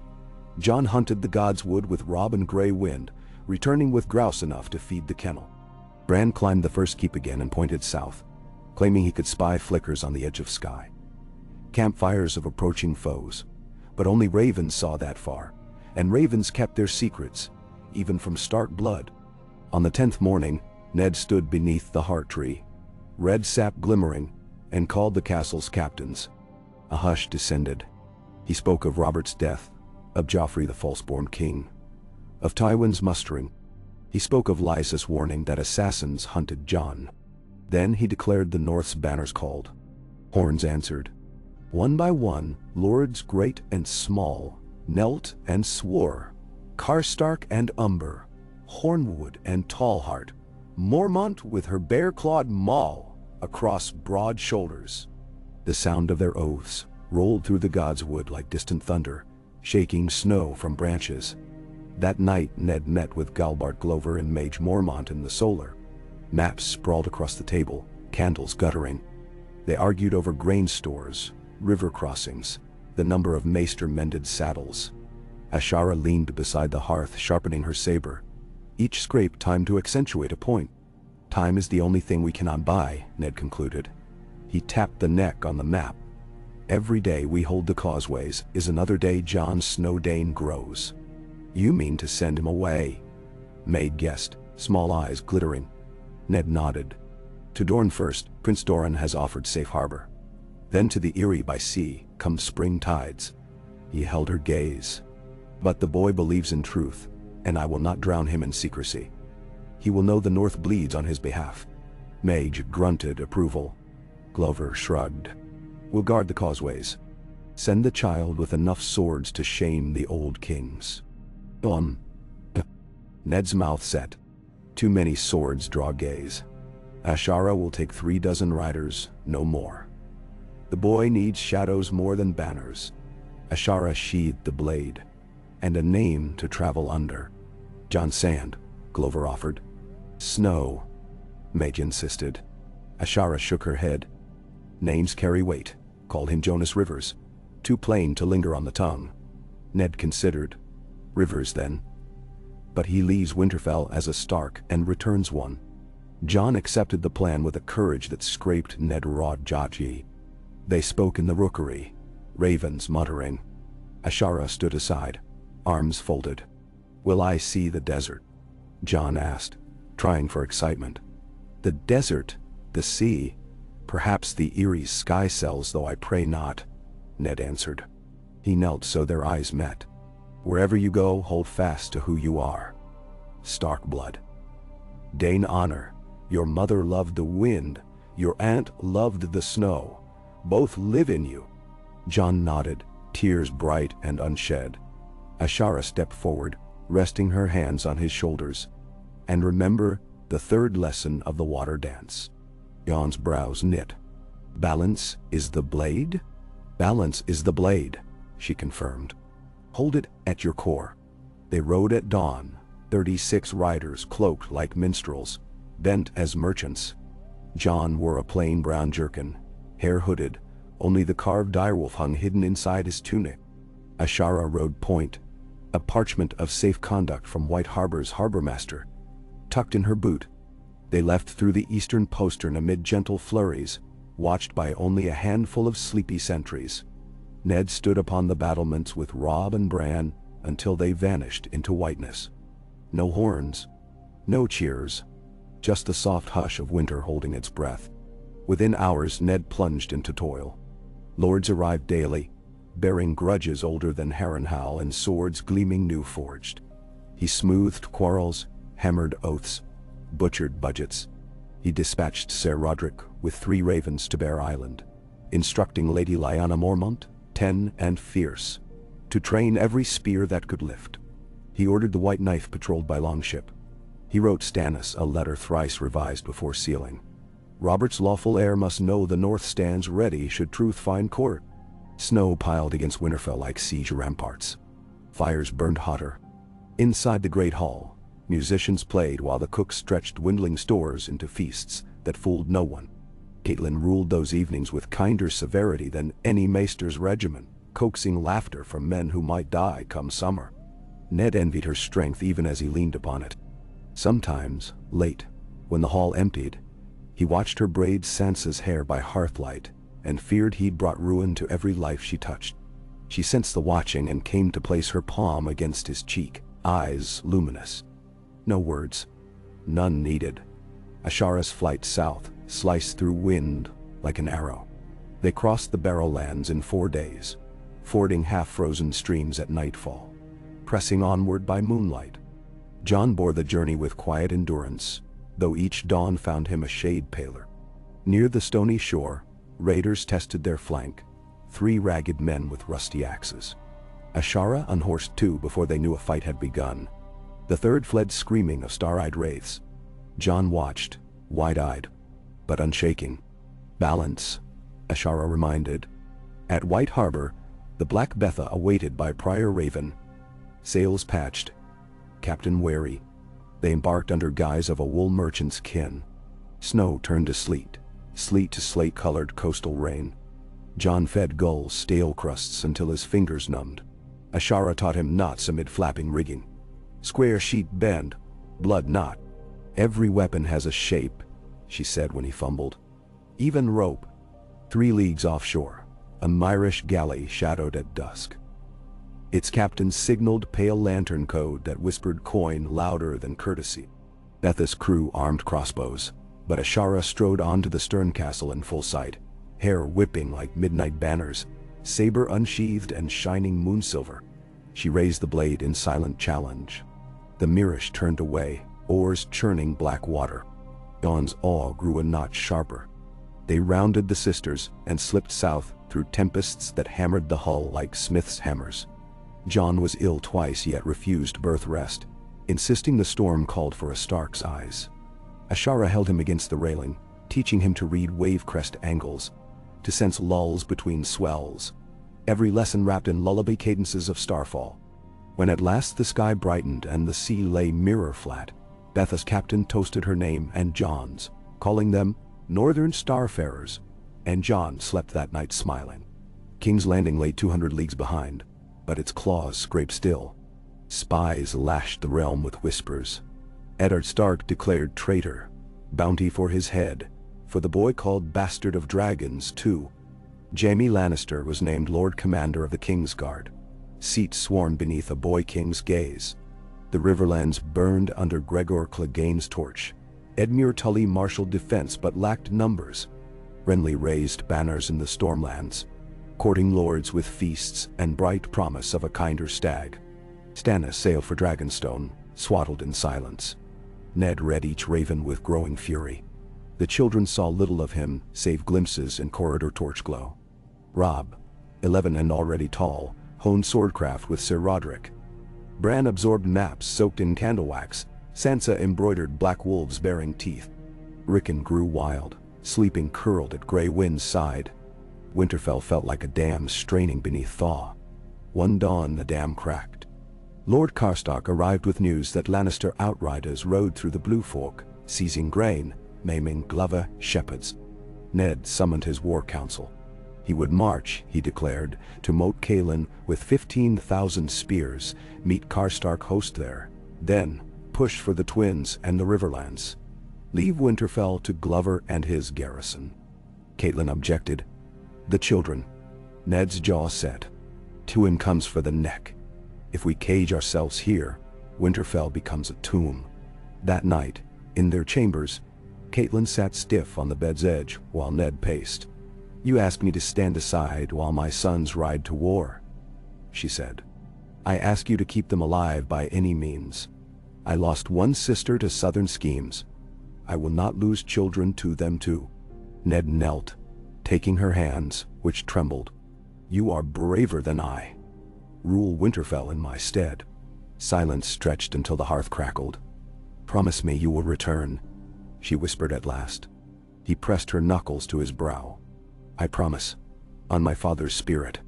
They clung to each other while snow sifted against the shutters, muting the roar of gathering wolves. Moat Cailin, ancient and broken, welcomed them with a stink of bog rot and dead snakes. But the Causeway Fortress did its duty. Tywin's outriders skirmished and skulked, never daring full assault across mire that swallowed horse to girth. Ned stationed Karstark within the neck, left the Umbers as hammer patrols in the barrow mists, and marched the main column south along the King's Road. Ravens told of Selmy resigning the White Cloak, of King's Landing lurching under a boy king's cruelty. Each scrap trimmed Ned's patience thinner than parchment. At the twins, Walder Frey smelled power like a hound scents marrow. He bled terms. Betrothal of Arya to his heir, robbed to whichever daughter still unpromised. Ned, teeth grinding, bargained down to one Frey fostered at Winterfell and trade concessions at White Harbor. Walder, cunning spider, agreed, and the army crossed to banners snapping like wet hides. By the time they reached River Run's green-girdled walls, the River Lord's levy brimmed the fords. Edmure greeted Ned with weary gratitude, tastes of smoke on his clothes.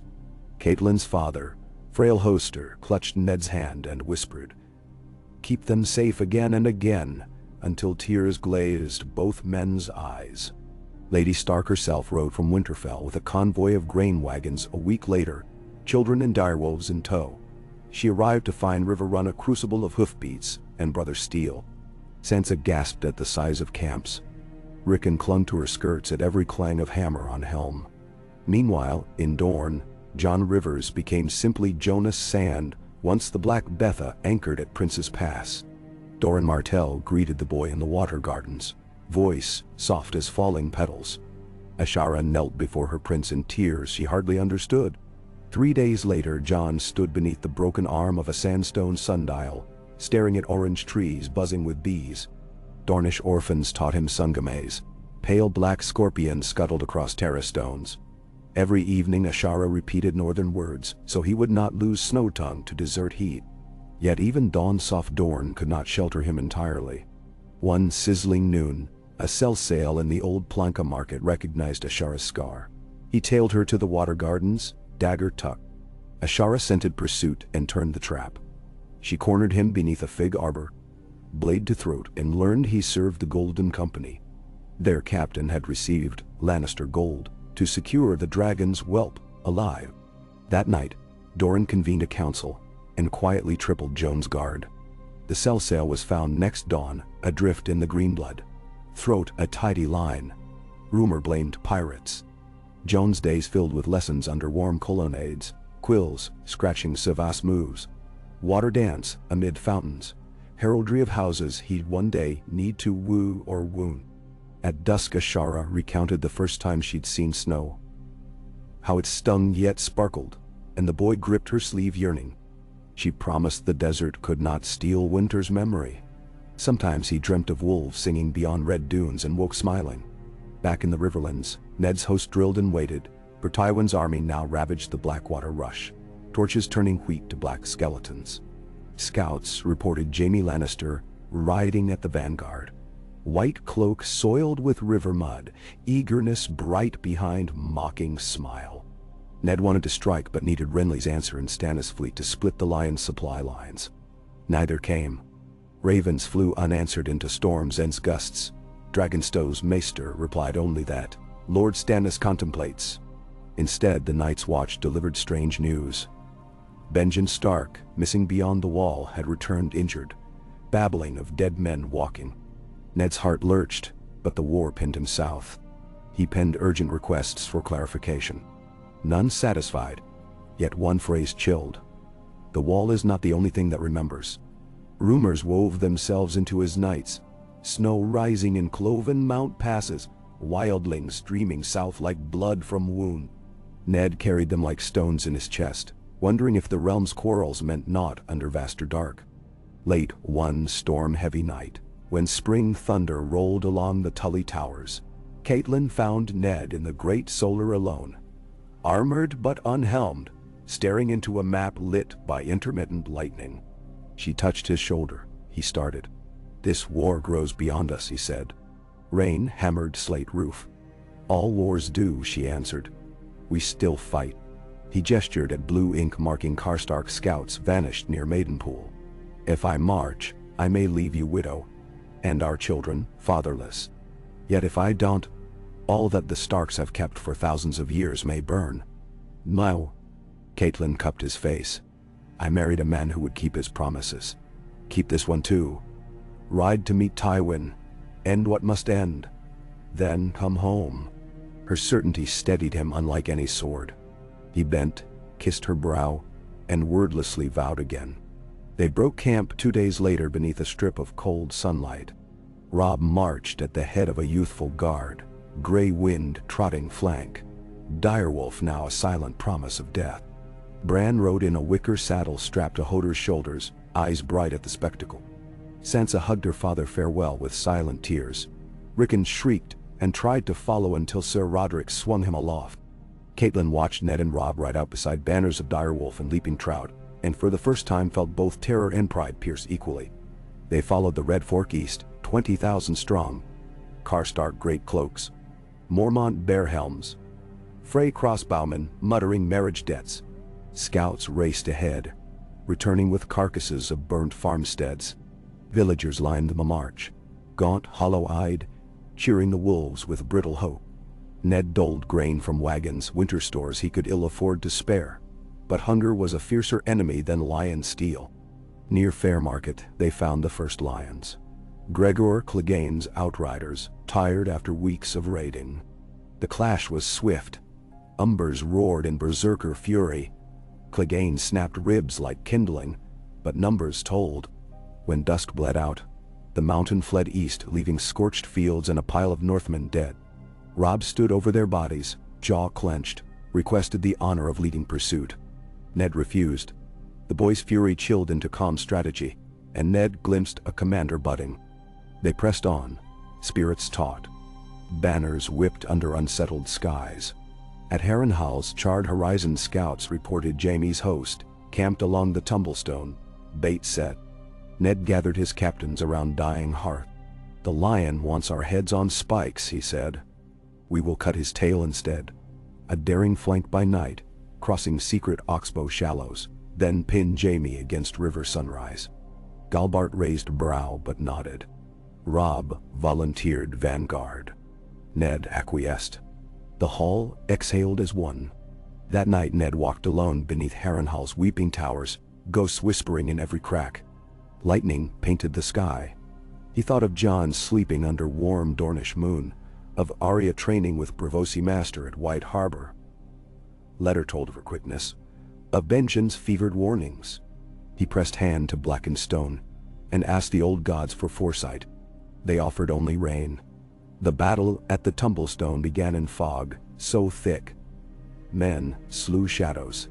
Robb's vanguard, Karstark pikes, Hornwood bows, crashed against Lannister outriders, horns muffled.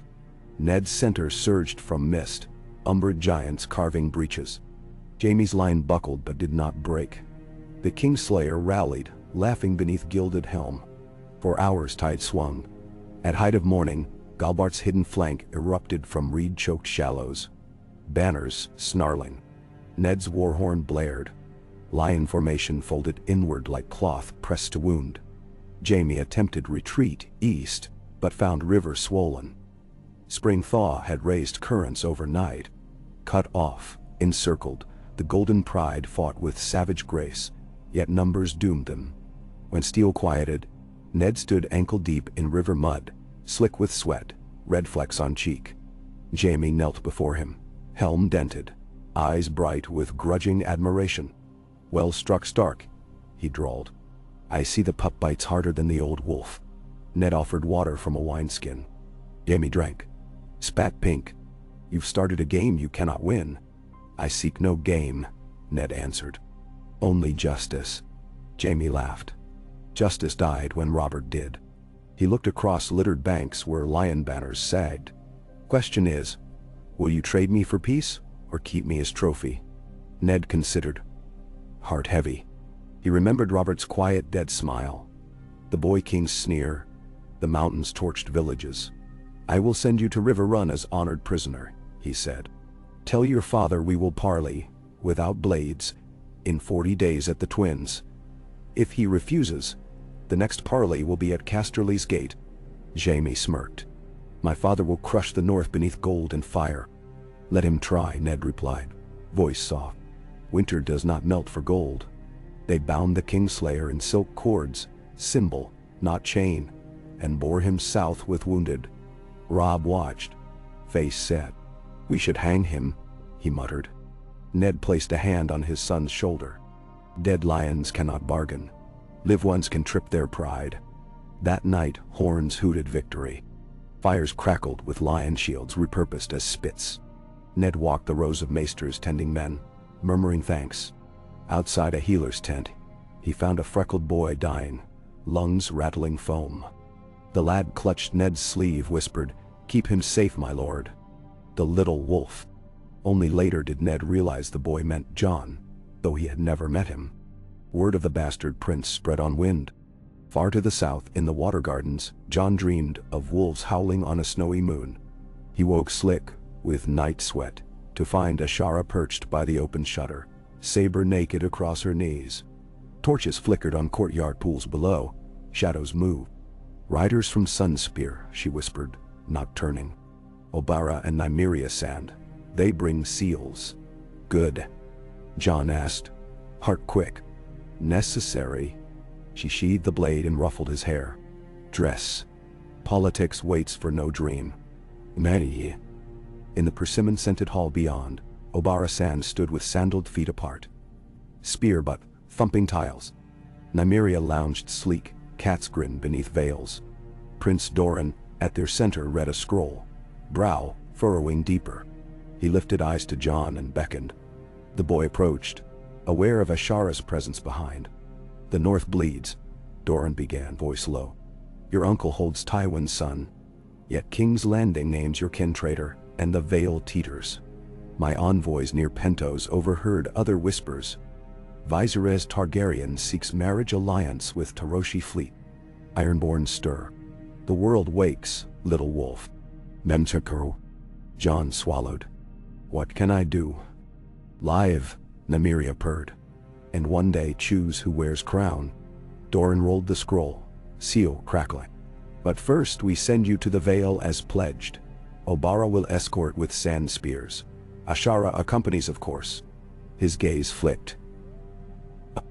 "I trust Dayne blood to protect Dayne's kin." Ashara bowed. Obara snorted approval. John exhaled nerves. 2 dawns later, they rode northwest beneath a furnace sun. 10 sand spears. Ashara, John, a maester disguised as trader. They skirted the Greenblood, crossed Red Mountains by secret pass, known to Ullers, then struck north along the Prince's Pass. Nights were cold. John missed snow but told no one. Ashara taught him southern constellations. Scorpion, Basilisk, Sword of Dawn. And he named each in Norse tongue, forging bridges of sky. At the Stormland's border they found Renly's banners, thronging Bitterbridge, a bright carnival of knights vowing chivalry. Renly himself, clasping a rose-crested helm, greeted Ashara with surprised smile. "Star of the South in my camp? Have the maids come to joust?" "Dayne." Ashara's reply was a slow arch of brow. John stifled laugh. Renly studied the boy and saw something beyond bastardy. His tone softened. "Lord Jonas, welcome. Ride with me and see chivalry's theater."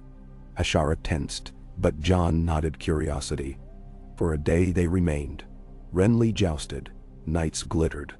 John watched wide-eyed as lances splintered like lightning. Yet that night, he overheard grown conversations. Mace Tyrell's men courting Renly as king, promises of wings sprouting from cunning seeds. John asked Ashara what it meant.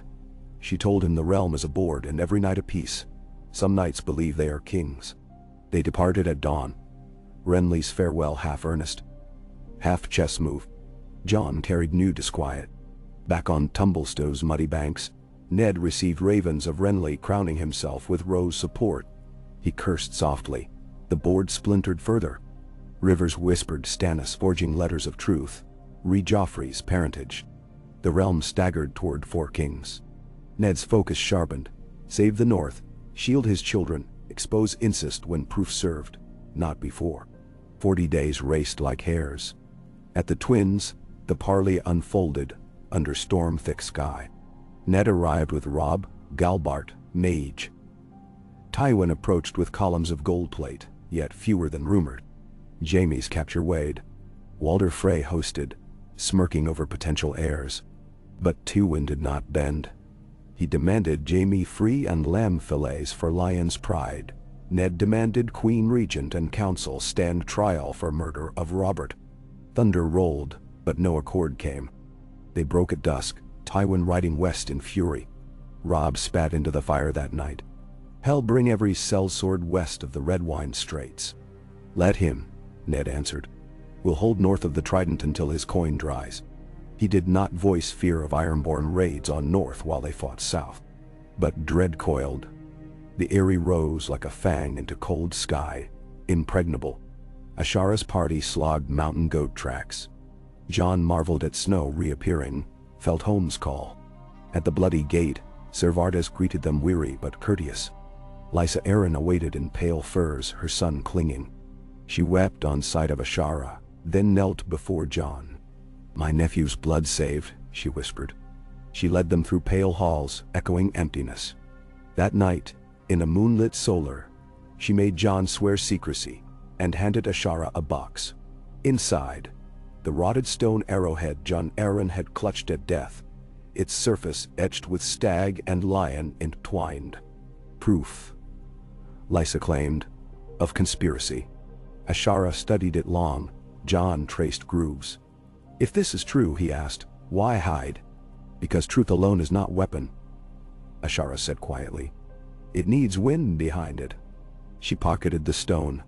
They spent a fortnight in Skyari. Jon learned falconry, rode the sky bridges, glimpsed clouds beneath feet. He missed his siblings. He asked Ashara nightly of war. She answered with fragments.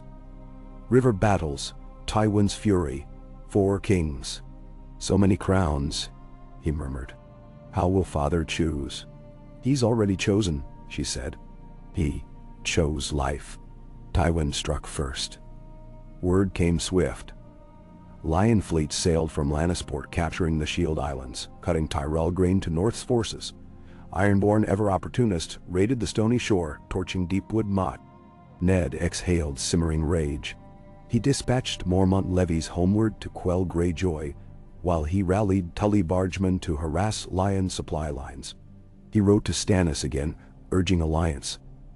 Justice cannot wait upon perfect hour. No reply. Days later, ravens clattered with worse news. Renly's army shattered at Bitterbridge by Shadow. King slain mysteriously. Tyrell hosts splintered. Many bent knee to Stannis, now marching from Storm's End.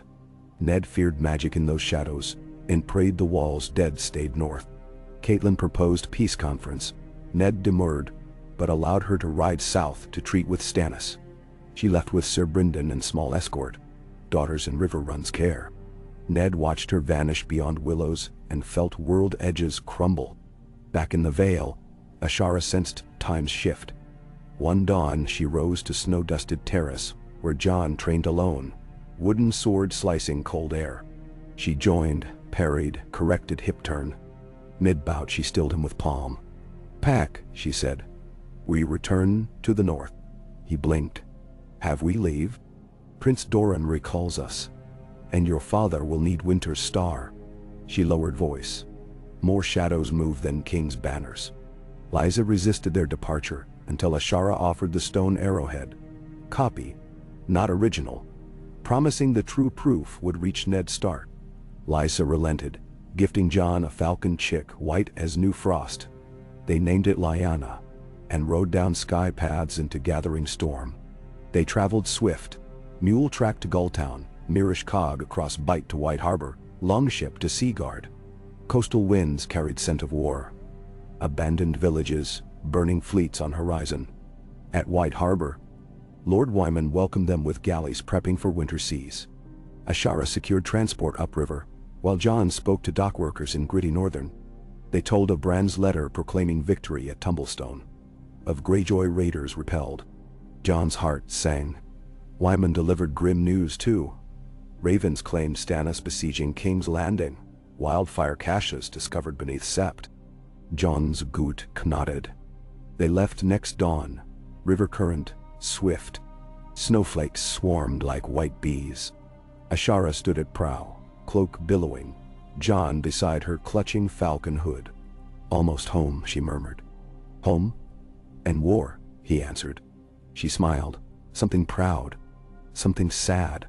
"You are ready." At River Run, Ned read Stannis' open letter. Accusations of incest, proof of bastardy, demand for oaths.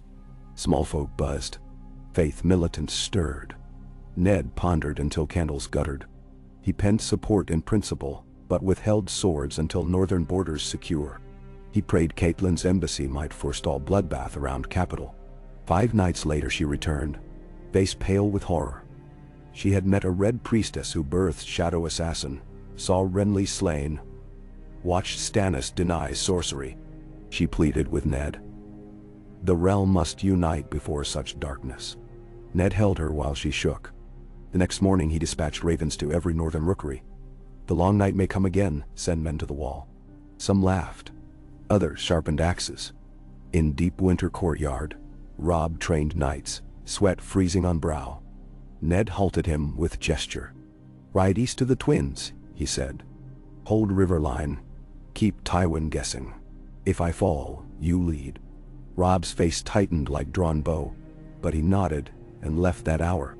Ned turned then to Bran, now budding adolescent brimming with questions. "Keep books," he instructed. "Harvest counts, weapon tallies. Wars are won by quills as often as by swords." Bran accepted with vigor. Night fell early. Ned went to Godswood, found leaves blood dark under moon. He voiced fears aloud. Dead men walking, dragons stirring, children far flung. The old faces listened in silence, snow falling gentle, as if promising nothing but witness. East of the Val's foothills, Ashara's convoy met Karstark scouts, escorting wagons of iron ore upriver. They traveled together through deepening drifts. At Maiden's Pool, they fought off burned men clans who'd slipped south for plunder. Jon's falcon harried eyes. Ashara's blade found throats. The boy killed his first man defending a wounded scout, dagger sinking with cry like cracking ice. That night he vomited behind a pine. Ashara held his shoulders, whispering each breath. Jon wiped mouth, eyes flinty with understanding. They pressed on. One dusk they reached the neck to find bog lit by will-o'-wisps and Moat Cailin bristling with Karstark spears. Commandant Harrion Karstark greeted Ashara with wary salute, led them through maze of ankle-deep water. In war room he confided, "Lions mass west again. We hold, but food thins." Ashara shared what supplies she could. She sent Raven ahead to Winterfell. Rivers crossing, snow returning. 2 nights later they rode north up King's Road. White puffs of breath preceded them. The sky glimmered green ribbons one night, northern lights rare. Jon stared awe. "Aurora," Ashara named, voice hushed. "Old God's banners." At dawn Winterfell's towers loomed amber-lit. Horns sounded. Gray wind bounded first to greet Jon, tail-whipping snow. Bran hobbled on crutches, shouting joy. Ned strode from gate, eyes bright. He knelt and held Jon tight, whispers lost in fur collar. Ashara bowed low. Ned lifted her to embrace as brother in arms. She pressed Arrowhead into his palm. "Proof," she breathed. "And shadows move, my lord." That night feast roared in Great Hall, but Ned's mind whirled. Later, by lamplight, he studied stone arrowheads' markings, recognized house sigils, and saw mortise that fit perhaps a maester's ring. He summoned Luwin. They puzzled possibilities. Was this piece of High Sept's star? A hidden message of maesters? Too many layers. But proof of Lannister-Baratheon collusion, maybe. He drafted letter to Stannis, another to Tyrell survivors, copying etched sigils. Proof enough to sway. Before Raven flight, Maester reported unnatural chill in rookery. Birds restless. Ned felt air shift. He climbed battlements. Aurora still shimmering though dawn near. On horizon to north faint shapes moved beyond tree line. Teeth hissed. Not lion scouts. He ordered horns. All guard muster. Snowflakes swarmed thick suddenly. Robb galloped from West Rampart. Had returned sooner with detachment. "What enemy?" he asked. Ned's gaze never left trees. Shadows tall, silent, slipping between trunks. Direwolves howled below. An enemy older than crowns, Ned murmured. Across far seas, Dayne is. Stop story must prolong. But I've reached token capacity. Ngigi. Wanaru. Snow sifted down from a sky rippled with green aurora, but not a breath of wind stirred Winterfell's walls. The silence felt wrong. Too settled. Too thick, as if the world were holding its voice in dread. Ned Stark stood on the battlements, gauntleted hand resting on cold stone. Gaze fixed on the darkness clumped among the trees of the Wolfswood. Shapes moved there, tall, glassy pale, gliding instead of walking. Their eyes, blue as midwinter stars, winked between the branches whenever the shifting light caught them. Behind Ned, torches flared in sconces, painting orange bars across the snow-packed yard below. Men hurried beneath, tightening girths, buckling helms. The muffled clatter of arms sounded eerily distant, as if heard through water. Robb's voice carried orders, firm, unboyish. Sir Roderick's rasp answered, a steel rasp, to Robb's flint. Farther up the yard, Caitlin ushered Sansa, Bran, and Rickon toward the great hall's doors. Grey Wind and Shaggy Dog bounded at their heels, hackles bristling, throats rumbling deep. Ned tamped rising dread. The Night's Watch had warned of dead things on ice, but warnings meant dust to lords grappling fresh wars. Even he, who believed, who feared, had not truly understood, not until now. Ashara Dayne emerged from the turret stair, boots crunching frost lace. She wore a cuirass, lacquered deep violet, and over it a wolf pelt mantle that flared in the breeze of her own movement. Dawn, Arthur Dayne's pale sword, was belted across her back tonight, in place of her saber. The blade glimmered faintly, a kittenish glow chasing the aurora's reflection. They stand still for the moment, she said, eyes narrowing upon the tree line. As if measuring us. Or sniffing for weakness, Ned replied. We cannot give them time.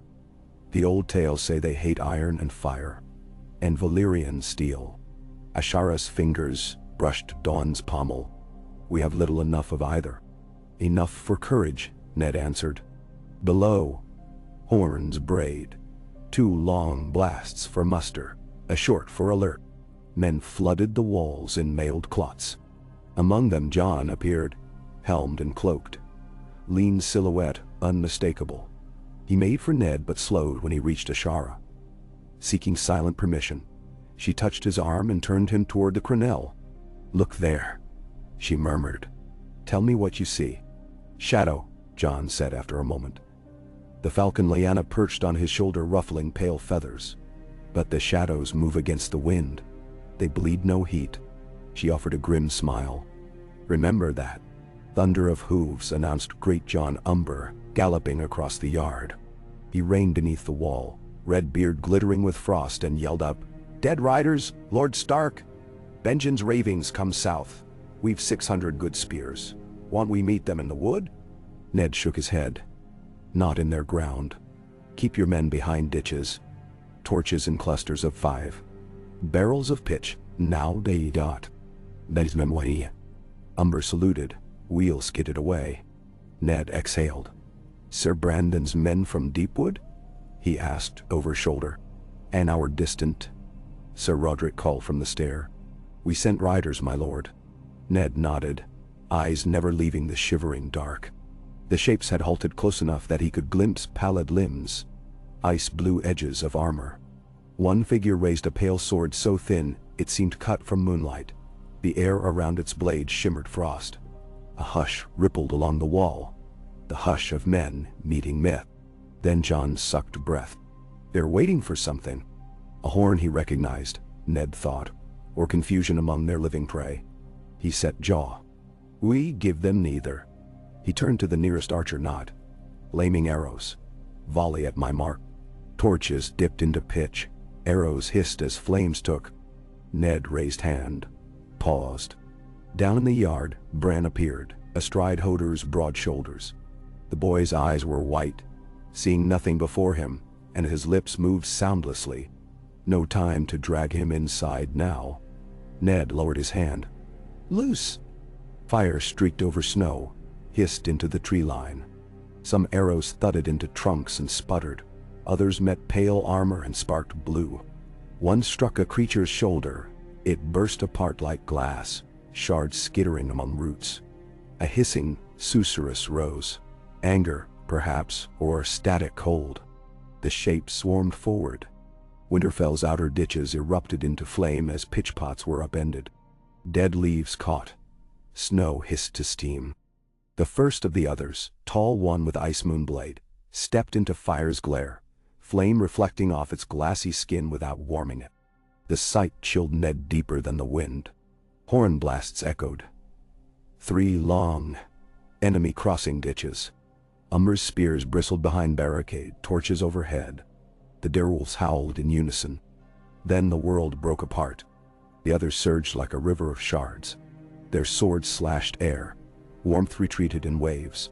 Spears thrust, torches swept. Some creatures shattered. Others sliced shafts in half as if cutting water. On the battlements men screamed as ghostly ice spiders scuttled up the stone. Archers drew long knives, hacked glittering limbs that seeped frost. One spider leapt and tackled a Karstark man. Both tumbled screaming into courtyard fire. Ned fought beside Ashara on the wall walk. His long sword dull against ice armor, her dawn leaving violet after glow where it cleaved. Each time dawn struck, an other shrieked, body splitting into crackling splinters. But more climbed. Jon and Robb fought together near the eastern parapet, gray wind racing below, grabbing pale limbs and jaws, shaking shards free. Robb hacked a spider in half. Jon's falcon screamed, talons raking an other's crystalline face before Jon drove steel through its throat. Standard steel shattered on contact, but Jon turned blade flat, slamming ice skin with weight rather than edge, buying seconds. Bran, still on Hodor, raised hand blindly. Ravens burst from the rookery like smoke, swirling into a black cloud. Ned glimpsed a white shape diving among the others. Lyanna the falcon. Then ravens blotted his vision. The birds raked wings across the enemy, feathers flashing obsidian. Where they touched, frost cracked. Bran's blank eyes glowed inside his skull. Ned had seen magic twice before. Once in the green dream of the Isle of Faces, once in Ghost Hill Dunes when a star fell. This felt different, older, starker. He cut another, reaching for a watchman. Shards exploded, ice slicing Ned's cheek. "Father," Sansa's voice, thin from the great hall balcony where non-fighters watched. Rickon sobbed. Ned swung again, thoughts focused like tempered steel. They must not breach inner yard. Flames guttered but held, pitch sooty, living heat precious. Somewhere beyond the walls, horns blared again. 3 sharp stabs. Umber's riders from the west, or Ironborn. Every horn could be friend or doom. A belling roar rose above din. Greatjon riding a long ditch, torch brandished. Behind him, horns of Deepwood Moat's riders thundered. They crashed into others' flank, each lance tip blazing. The living surged, renewed. Hours ground like millstones. Snow melted to slush near flames. Refroze where cold radiated. Men fell. Some rose blue-eyed, whites snarling. Maester Luwin and Catelyn directed spare men to hack corpses apart, burn each piece. Terror became rhythm.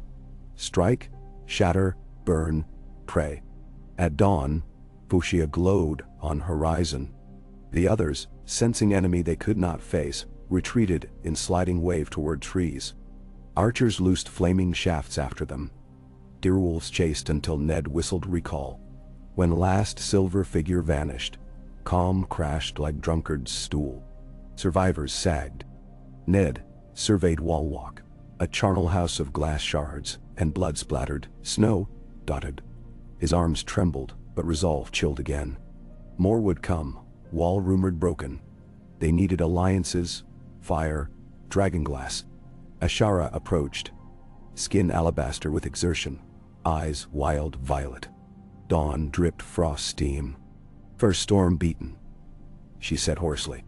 "First of many," Ned answered. "But Winterfell holds." Below, Bran collapsed unconscious. Ravens spiraled down like gentle night. Jon dropped to knees amid broken ice, breath-pumping clouds. Robb clasped his shoulders until balance steadied. Ned closed eyes, bowed head. "Thank you, old gods." He opened them to find Catelyn beside him, face streaked with soot, but strong. She wrapped arms around him. For a brief stolen sliver they just breathed. The days that followed blurred, pyres of shattered ice and dead men. Maesters stitching wounds numbed with moon tea, smiths reforging scorched steers with iron studs. Every man not butchered ringed Winterfell with fresh ditches, layered with oil kegs fetched from White Harbor's cellars. Ashara conscripted every able squire to carve obsidian arrowheads. The castle stores hid crates of dragonglass knives from ancient Barrow King's tombs. Once ceremonial, now salvation. Ravens fanned in every compass direction bearing urgent scripture. Others breached neck. Winterfell attacked but stands. Send dragonglass, Valyrian iron, wildfire. The long night walks again. Some dismissive replies trickled. Old Town maesters urging calm. Lannister envoys calling stark lies to hide rebel guilt. Others offered steel. Lady Mormont pledged every woman on Bear Island would carve spears. Lord Wyman promised ships to Eastwatch. From the Eyrie Lysa sent word that the sky remains above treachery, yet no men marched. But from Sunspear, Prince Doran's swift raven promised 30 barrels of black obsidian, and smiths, who knew its temper, already aboard gull wings braving winter seas. Night after night, the sky glimmered aurora. Night after night, sentries glimpsed pale watchers in distant tree lines, testing, counting counting. Ned convened a council in the solar. Galbart Glover, Maege Mormont, Great John, Sir Roderick, Ashara, Maester Luwin. Jon sat too, by silent invitation, a fresh scar along brow. Bran watched from chair, quiet but intent. Tywin will hear of this attack, Ned began. If he has wit, he'll halt his war and turn axes north. But lions seldom share their kill. We must plan for both dead and living foes. Maps unfurled. North-south roads, wall garrisons, river fords. Luwin revealed Benjen's recent letter carried by Crow. The dead mass at Frostfangs, seeking pass through ruined Nightfort.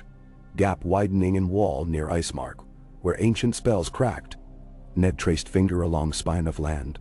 If they pour south here, we cannot block them with castles. We must take field. Spears alone will fail, Ashara said. Only dragonglass, Valyrian, or fire. Then we arm fire, Maege growled. Pitch cauldrons, flaming arrows. Jon spoke, voice low. What of dragons? Eyes turned. He flushed, but continued. Targaryen girl across narrow sea. Skies talk about her in whispers. If she has dragons, fire can ride the wind. Ashara's gaze sharpened. Whispers say her eggs hatched, but hatchlings are small. Wind threatens them as swords do. Still, Ned murmured. A candle in darkness. He tasked a raven to Bravos, seeking information on Daenerys, another to Dragonstone where Stannis still waited. If Stannis wants throne, let him light king's fires beyond simple crowns. Jon leaned to Bran later in library, murmuring about dragonfire melting ice. Bran replying with old tales of Night King falling to dragonsteel blade warmed by sun. Jon's eyes burned with purpose. Across leagues and capital choked by fear of defeat, King Joffrey received word of dead men at Winterfell and laughed. Snow spooks, he called them. Cersei poured more wine, wary. Tyrion, newly returned to court, narrowed his mismatched eyes. In smoky council chamber, the imp argued that real threat lurked north, but Pycelle mumbled rot. Only Lord Varys, calm and plump, noted softly, some monsters killed with claws, others with winter's breath. No one listened. Tyrion penned a private letter to Winterfell. The capital's ears are wax. My share of Lannister gold would buy wildfire for your walls. I ask only that you remember the dwarf who favored life over crowns. He doubted Raven would fly that far, but tried. At White Harbor, Prince Oberyn Martell's ships arrived. Bright orange sails cracking frost. Obsidian crates were sledded onto snowbound wharfs, each ingot wrapped in lamb's wool. Wyman Manderley feasted Oberyn, Yet the Red Viper insisted on riding north himself, craving first view of others. I have fought men, scorpions and Tyrell japes, but never ice demons. 500 spears of Sunspear followed, lean copper-skinned under padded cloaks. They marched inside a week. Time tightened like a corset. 2 moons after the first attack, Winterfell's ramparts bristled iron stakes, tipped obsidian. Fires thumped inside braziers perched every 10 feet. The yard echoed with hammer on glass. Dornish smiths fused dragonglass shards to bolt tips. Children plaited resin-soaked twine for fire arrows. Even Sansa sewed pouches of pitch and salt to explode frost. Scouts rode daily along Barrow Hills. On one such ride, Jon led a dozen outriders. They found nothing in daylight, but at dusk owls screeched unnatural cries.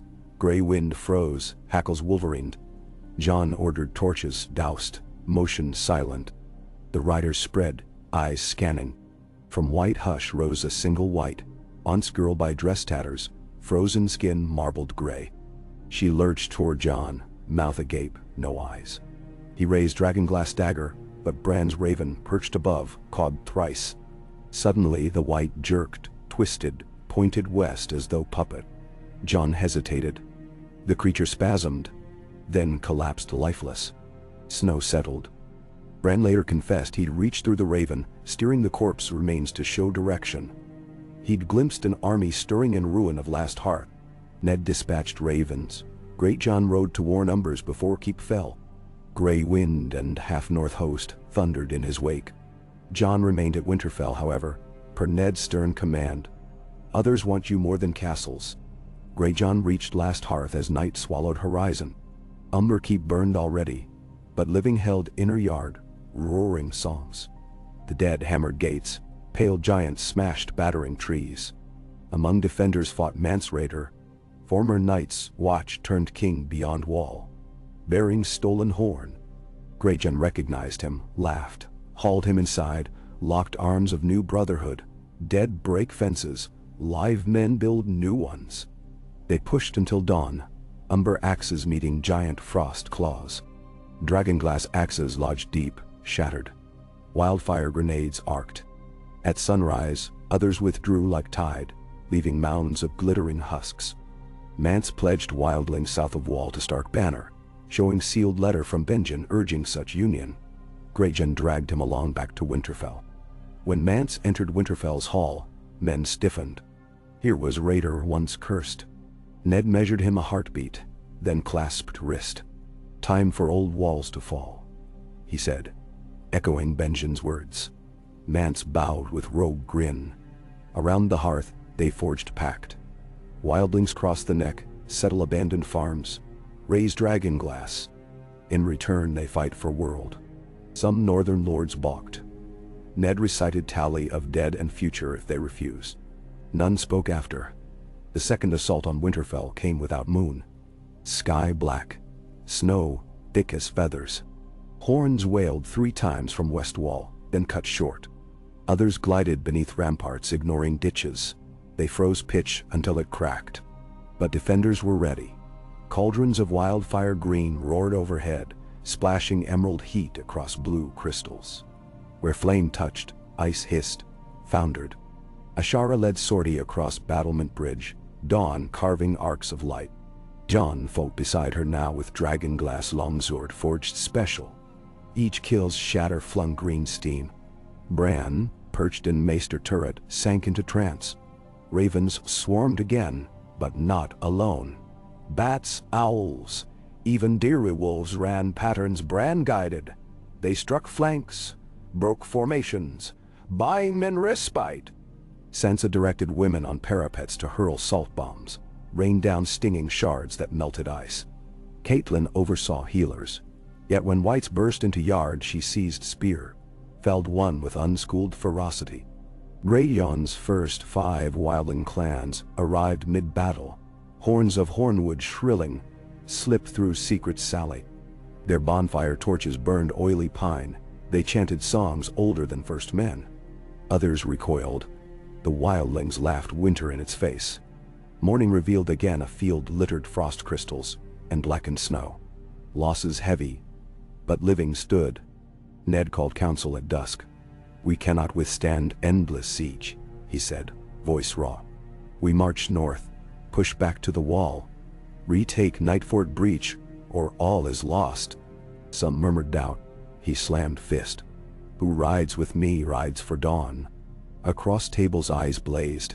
Ashara, Jun, Rob, Greatjun, Maggie, Mance, Oberyn now arrived swearing spear. A chorus of assent answered. They planned. 3 columns, Wolf, Dragon, Sun, would meet at Queenscrown, then drive up Kings Road inverse. Wildlings scout ahead, Manderley Fleet resupply Eastwatch. Maester Leuven would remain with Bran, Sansa, Rickon and Garrison. Bran insisted he could hold Winterfell by Raven magic until Father's return. Catelyn agreed, tears bright. Departure came swift. Jon knelt before Bran, who pressed Raven feather ring into his palm. "Foreseeing beyond snow," Bran whispered. Jon embraced him, promise sealed in silence. Robb hugged Sansa, rubbed Grey Wind's muzzle. Ned kissed Rickon's flax hair. The boy clung but released when Shaggy Dog nudged. Catelyn and Ned held gaze long. Words unnecessary. They marched under sky bleeding pale gold. Horns moaned farewell. Winterfell's walls sparkled behind like solemn giants. Columns spooled across white world. Wolf host bore dire wolf banners. Sun host orange spears. Dragon host ragged black pennons sketched by Yon's quick hand. At every hamlet smallfolk joined. Crofters with pitchforks, smiths wielding hammers, children carrying torches. Fear gave way to purpose. At Queenscrown they met Stormlord's envoy, Sir Davos Seaworth, sent by Stannis with 500 men and wagons of black-dyed steel labeled Lightbringer's Fire. Davos clasped Ned's hand. "My lord requires no tribute, only the living's salvation." Ned nodded solemn thanks. Ravens brought word Tywin's armies withdrew behind Gold Road, beset by plague of whites crossing Sea Road through crack and wall near Sea Dragon Point. Cersei fled capital with Joffrey.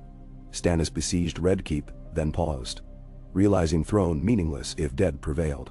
He sent ravens to Ned, offering joint command. Ned accepted. Meanwhile, Daenerys Targaryen landed at Dragonstone with 3 adolescent dragons. Sails from Korth following. Her emissary, Missandei, arrived urging parley. Ned wrote back, "The living have no enemy but death. Bury old wars, bring fire north." She agreed. The realm convulsed, but aligned. Battle for the Wall spanned 5 nights, each named for hell it birthed. Night of Green Vale when wildfire cascaded from ramparts. Night of broken horns when mammoths of ice rammed castles.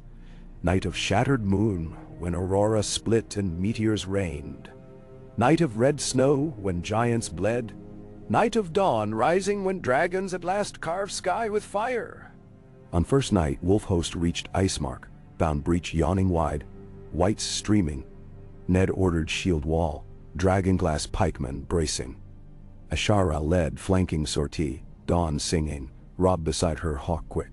Jon commanded archers, Falcon Lyanna circling beyond smoke. Green wildfire set night ablaze, but frost consumed edges. Bows twanged, shards burst. Mance's horns rallied free folk. Queenscrown pine tar bombs roared. Second night, giants of ice hammered, their eyes milky voids. Oberyn and Sunspear spears danced underfoot, hamstringing colossi. Oberyn's whip crack-struck knee joints until dawn felled each like starlight axe. Davos Stormlanders rolled trebuchets hurling barrels of pitch. Flashfire pillars climbed. Third night, the sky tore. Meteors dragonglass hearts spat from cosmos, pelted ranks of dead, each strike exploding hush of powdered stars. Bran, perched on giant weirwood root inside Nightfort courtyard, channeled northern lights into battle. Ravens dive-bombed with meteor shards clutched. The dead withered. Fourth night, Tyrell Griffin Knights arrived unexpected. Renly's old vassals carrying rose banners now white for snow. They brought grain and lavender fires to sweeten stench of rot. Their lances harpooned white bears. Horns played songs to drown screams. But still others pressed, numbers endless, cold, oldest. Fifth night dawned with red smear. Jon stood atop Nightfort gatehouse, sword's edge nicked to tooth, frost-rimed beard. He felt something shift, the air warming though stars yet twinkled. A roar like mountain waking split clouds. Then shadows of wings cloaked camp. Dragonfire poured, orange gold, green, sweeping breach in wall, turning ice to hissing rivers. Daenerys rode Drogon, silver hair streaming. Rhaegal and Viserion followed, steered by Valyrian whistles, dot tight. Others shrieked, bodies melting glass in conflagration. The living howled triumph. Ned watched from rampart, awe-filling bones. Fire met ice, forging world anew. When sky cleared, breach sealed by lava stone froze again into jagged black wall, stronger than before. Dead lay quiet, smoke swirling. Silence huge settled. Dawn's first light peaked, brushing land pale rose. Another alone staggered amid ruin. Sword limp, Jon descended, dragon glass blade raised. The creature looked up, eyes flickering dim, as if knowing end. Jon spoke no word, plunged blade. Ice exploded. Shards tinkled like minute bells. Cheers echoed. Brands slumped, ravens scattering. Daenerys circled dragons to perch on frosted field, dismounted before Ned. They exchanged curt nods. No politics, only relief. Time passed in mending. Dead no longer attacked. Wall whole. Roving bands of white still roamed south, but hunters tracked them. Council assembled in Castle Black's hall. Ned, Jon, Daenerys, Stannis, Ashara, Tyrion representing capital, Davos, Oberyn, Graychin, Meiji, even Tywin arraigned but alive, captured by plague and rescued ironically by Stark medics, stood guarded. Debate long. Who rules a realm saved by all? But answer obvious. Living first. An accord. The pact of ice and fire was inked. Crowns suspended until spring moot. Regents Council of Six. Ned, Daenerys, Stannis, Tyrion, Doran via Raven, and Lyanna Mormont. Cheers. Would govern. Dragons nested near Queenscrown to warm farmland. Northern lords grumbled, but saw harvest return under melting snow. Wildlings granted land as shield against further dead. Ashara returned dawn to Starfall caretakers, then came back north, peace found in promise-keeping. She and Ned often walked Godswood quietly. Respect deepened beyond titles. Catelyn accepted her presence now fully, their bond forged by Crimson Knights. Jon grew into legend, Wolf of Dawn, named Lord Protector of the Wall, by unanimous vows of remaining watch and free folk.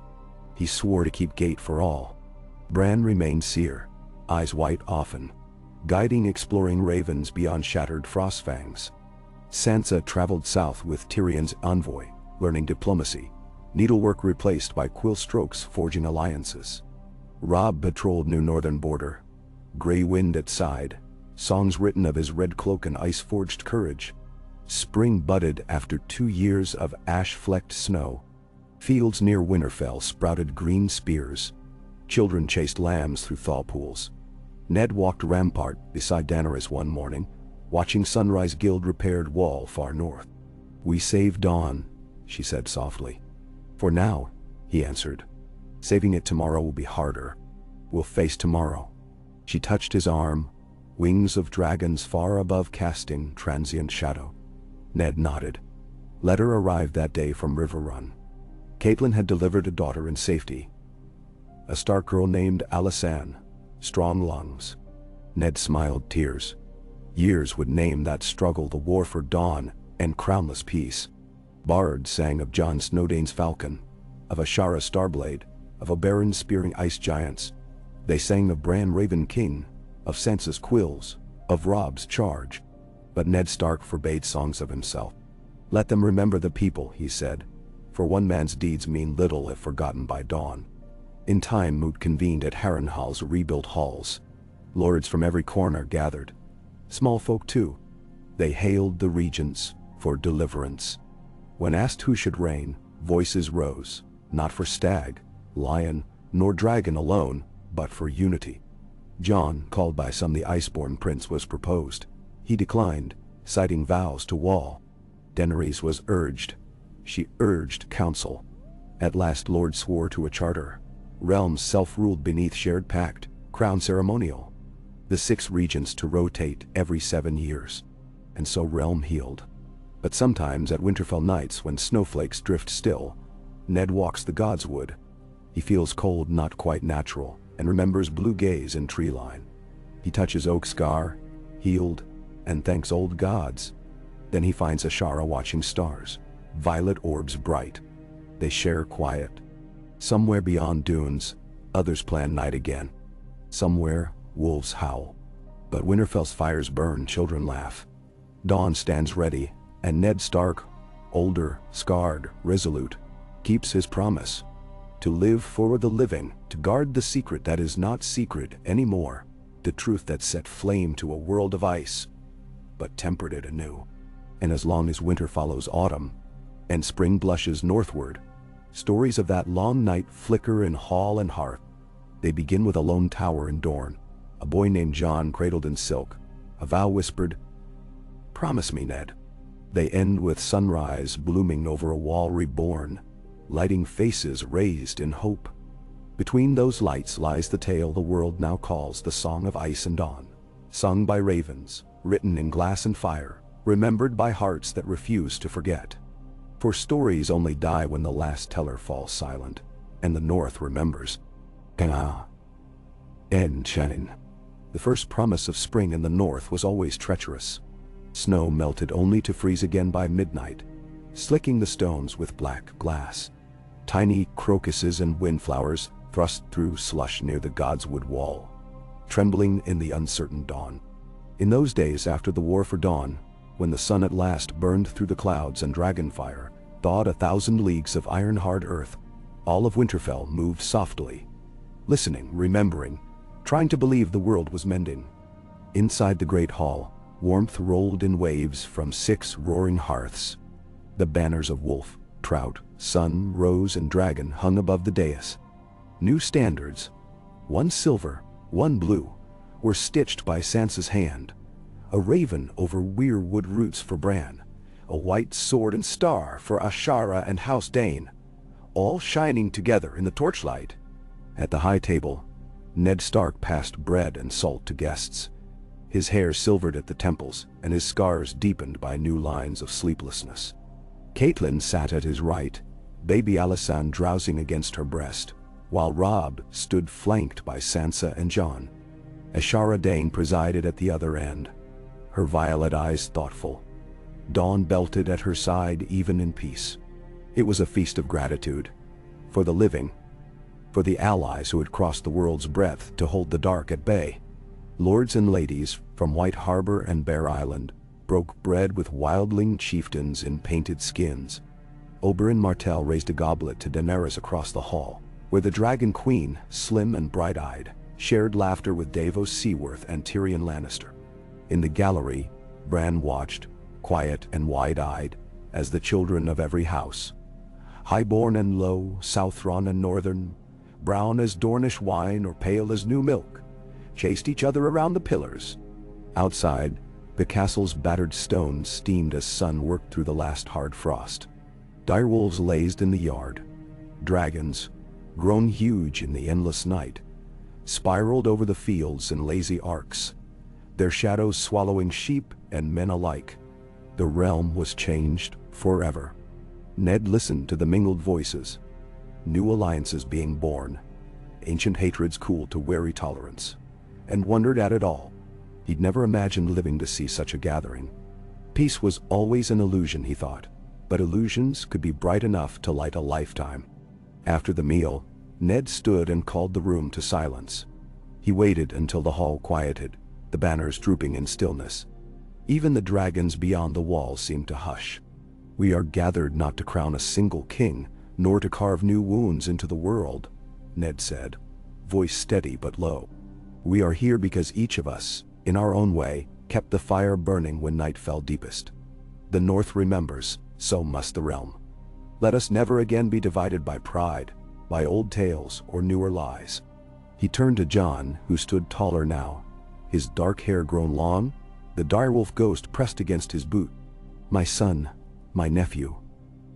Jon Snowdane, who watched the wall, who led the living, who proved the old blood and new strength alike. "Today you stand for all our houses, and for those whose names were lost." Jon nodded, discomfort flickering across his face, but held Ned's gaze. "I did only what I must," he said quietly. "What we all must, if the dark ever returns." The applause was gentle, but it filled the hall. At Ned's gesture, Ashara rose, unsheathed dawn, and laid it on the table before Jon. "This sword was forged from the heart of a fallen star," she said. "It has waited 100 years for hands worthy of its promise.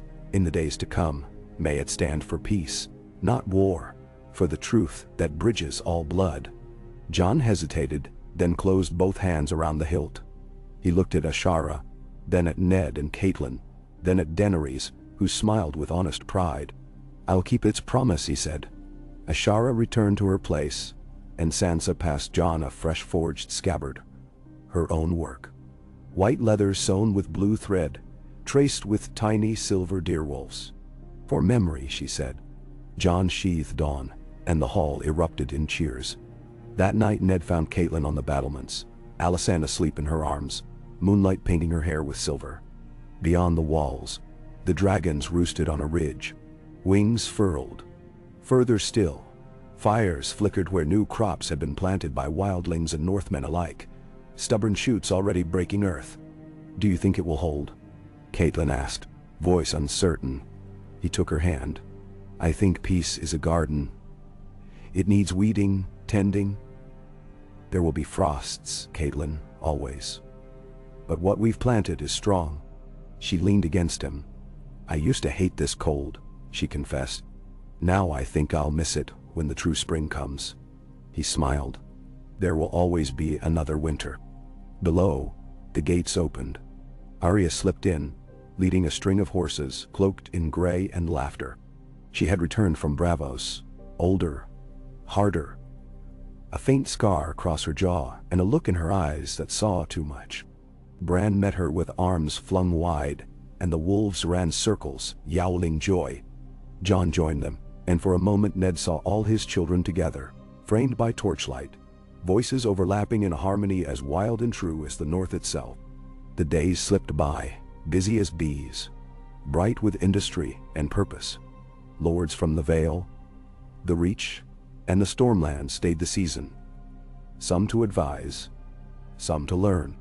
In Daenerys' chambers, dragon eggs, stone cold for centuries, began to tremble anew. Maester Luwin, bent and white-bearded, directed pupils from every corner of the world in new science.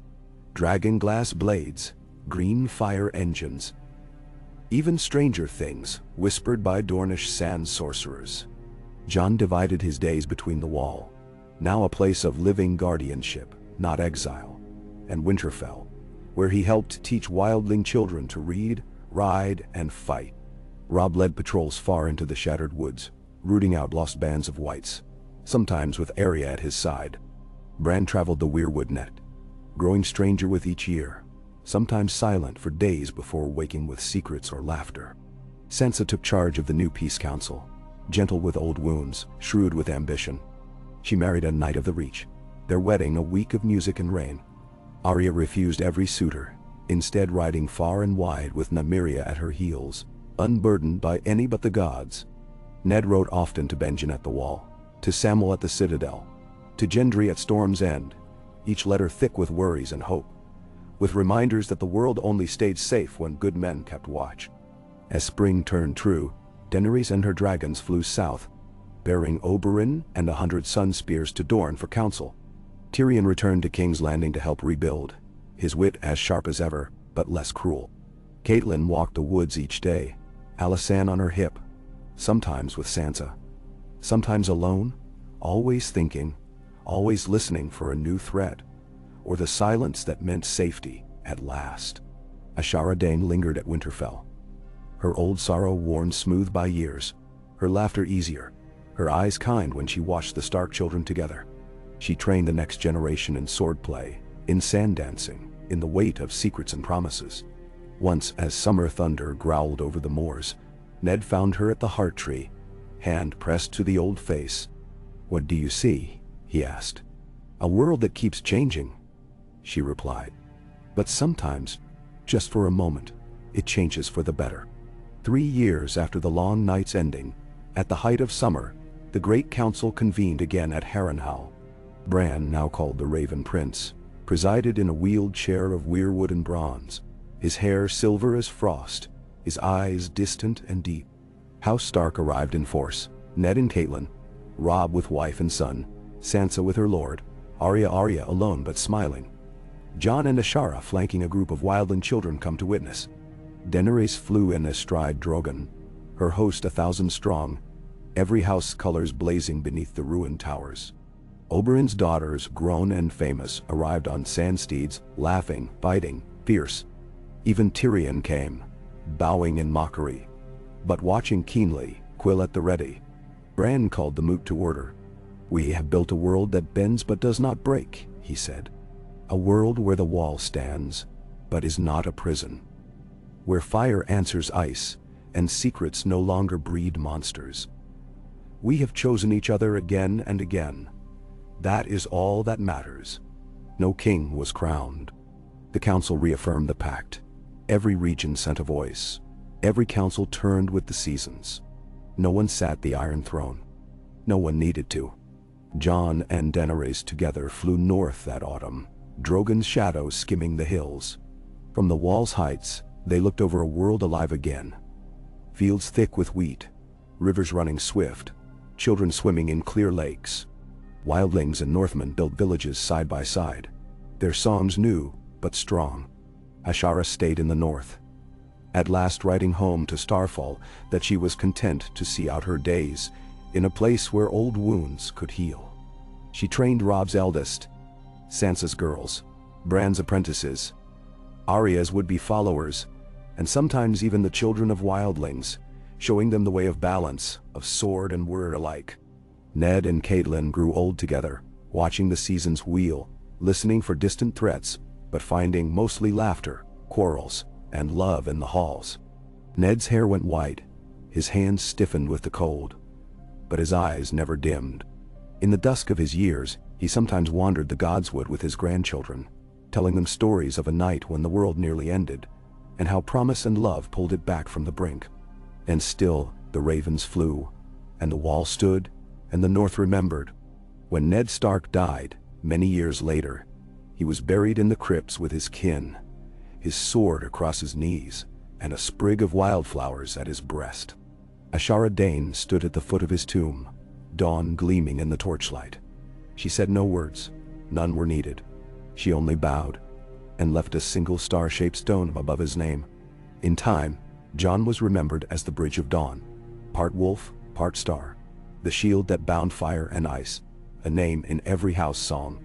Robb as the Wolf Lord, Arya as Nymeria of the North, Sansa the Peacemaker, Bran the Raven Prince. Catelyn's daughters and granddaughters told their children the stories, and their children after them, of the day when the world changed, and a secret once kept in sorrow became the promise that remade a realm. It was not a perfect world. Winter still came, and so did storms, and some men still dreamed of crowns.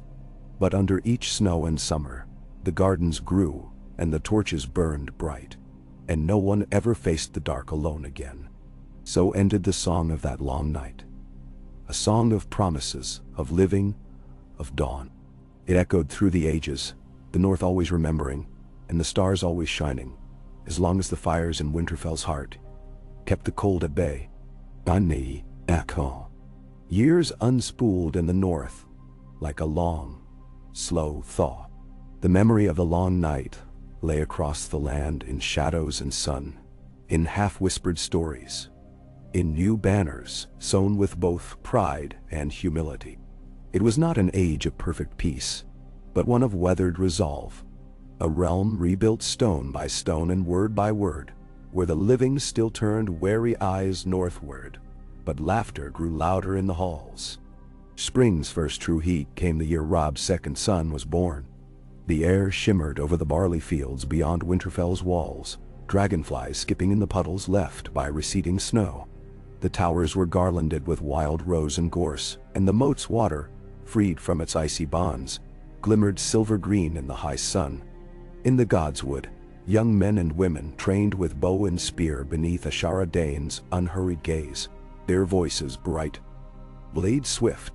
Ned's grandchildren, the eldest called Lyanna, after his sister, and the youngest Arya, after her aunt, were fierce as their namesakes and quick as marten kits in the undergrowth. Jon Snowdane, now called by many Jon Stark, spent his days between Wall and Winterfell, the space between his two homes growing ever more filled with bridges, both of stone as wildlings settled ruined keeps and founded new villages, and of trust as Northmen and free folk learned to share pasture and table. Ghost still ranged at his side, muzzle silvered now and gait slow. But his presence lent gravity and comfort wherever he padded. The Council of Regents remained. Every season the Lords of the Realm, or their chosen envoys, gathered at Winterfell, Old Town, Sunspear, or Riverrun. No throne waited for them, no gilded dais or crown. The 6 regents sat at a round table. Daenerys Targaryen, her hair now streaked with gold and gray, rode from Dragonstone with Rhaegels and Viserions broods overhead. Oberyn Martell sent his daughters in rotation, sharp-tongued and mercilessly fair. Sansa Stark, no longer queen but the Lady of Concord, wrote the law.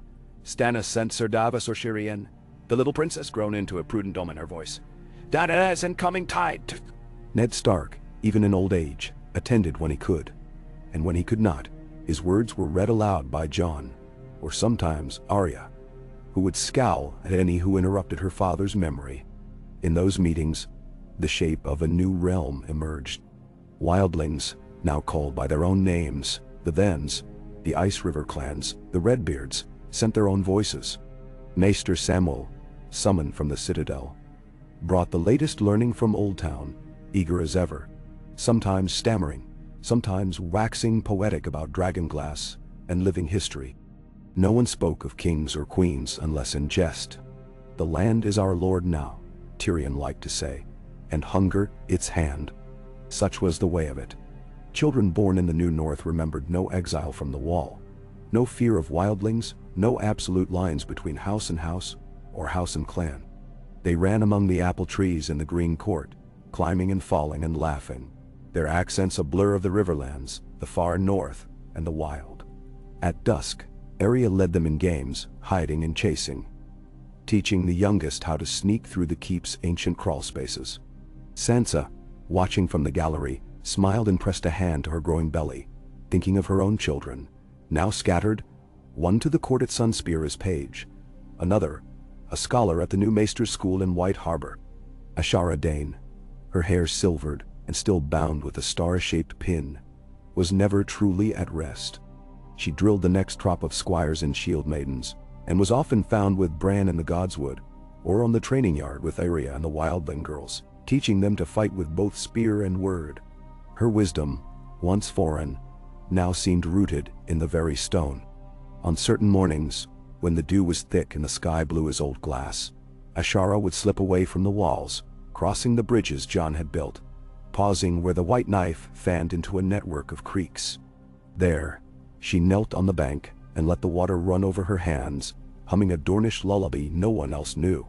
Sometimes Jon would find her there, and they would speak quietly of the lost, of Arthur Dayne, Lyanna, and Ned, and of all they'd tried to build.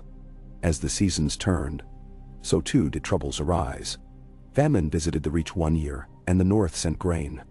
Pirates from the islands grew bold, but were checked by a fleet commanded by Robb's youngest daughter, her banner half wolf, half mermaid, her voice carrying Ned's iron edge.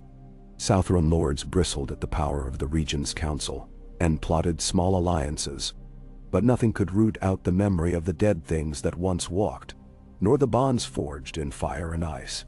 Rumors came sometimes, of dragons brooding in distant lands, of shadows stirring in ruined castles, east of the Bone Mountains, of whites glimpsed far to the north, beyond even the last river.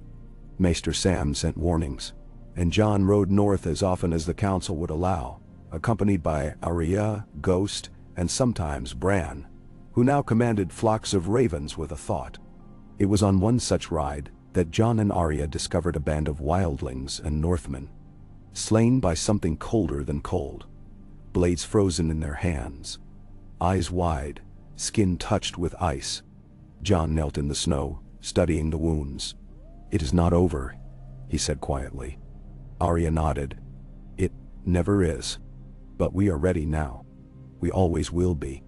Noir. They burned the dead, sang the old songs, and left a cairn where the wind would carry their warning. Bran's powers, grown strange and deep, spread root and branch across the north. His visions kept the peace at the edges of the world. His ravens bore news and watched the borders. Sometimes he would vanish for days, returning with tales of ancient things. A lost city beneath the ice, a weirwood grove with faces older than memory, shadows shifting in the far east. Sansa joked he was more tree than man, but she always wept in relief when he returned. With Bran's guidance, the old magic was not feared, but tended. Wildlings spoke openly of the gifts of the green men. Some learned to heal wounds with sap and song to coax crops from tired soil. Others called storms to break the worst droughts.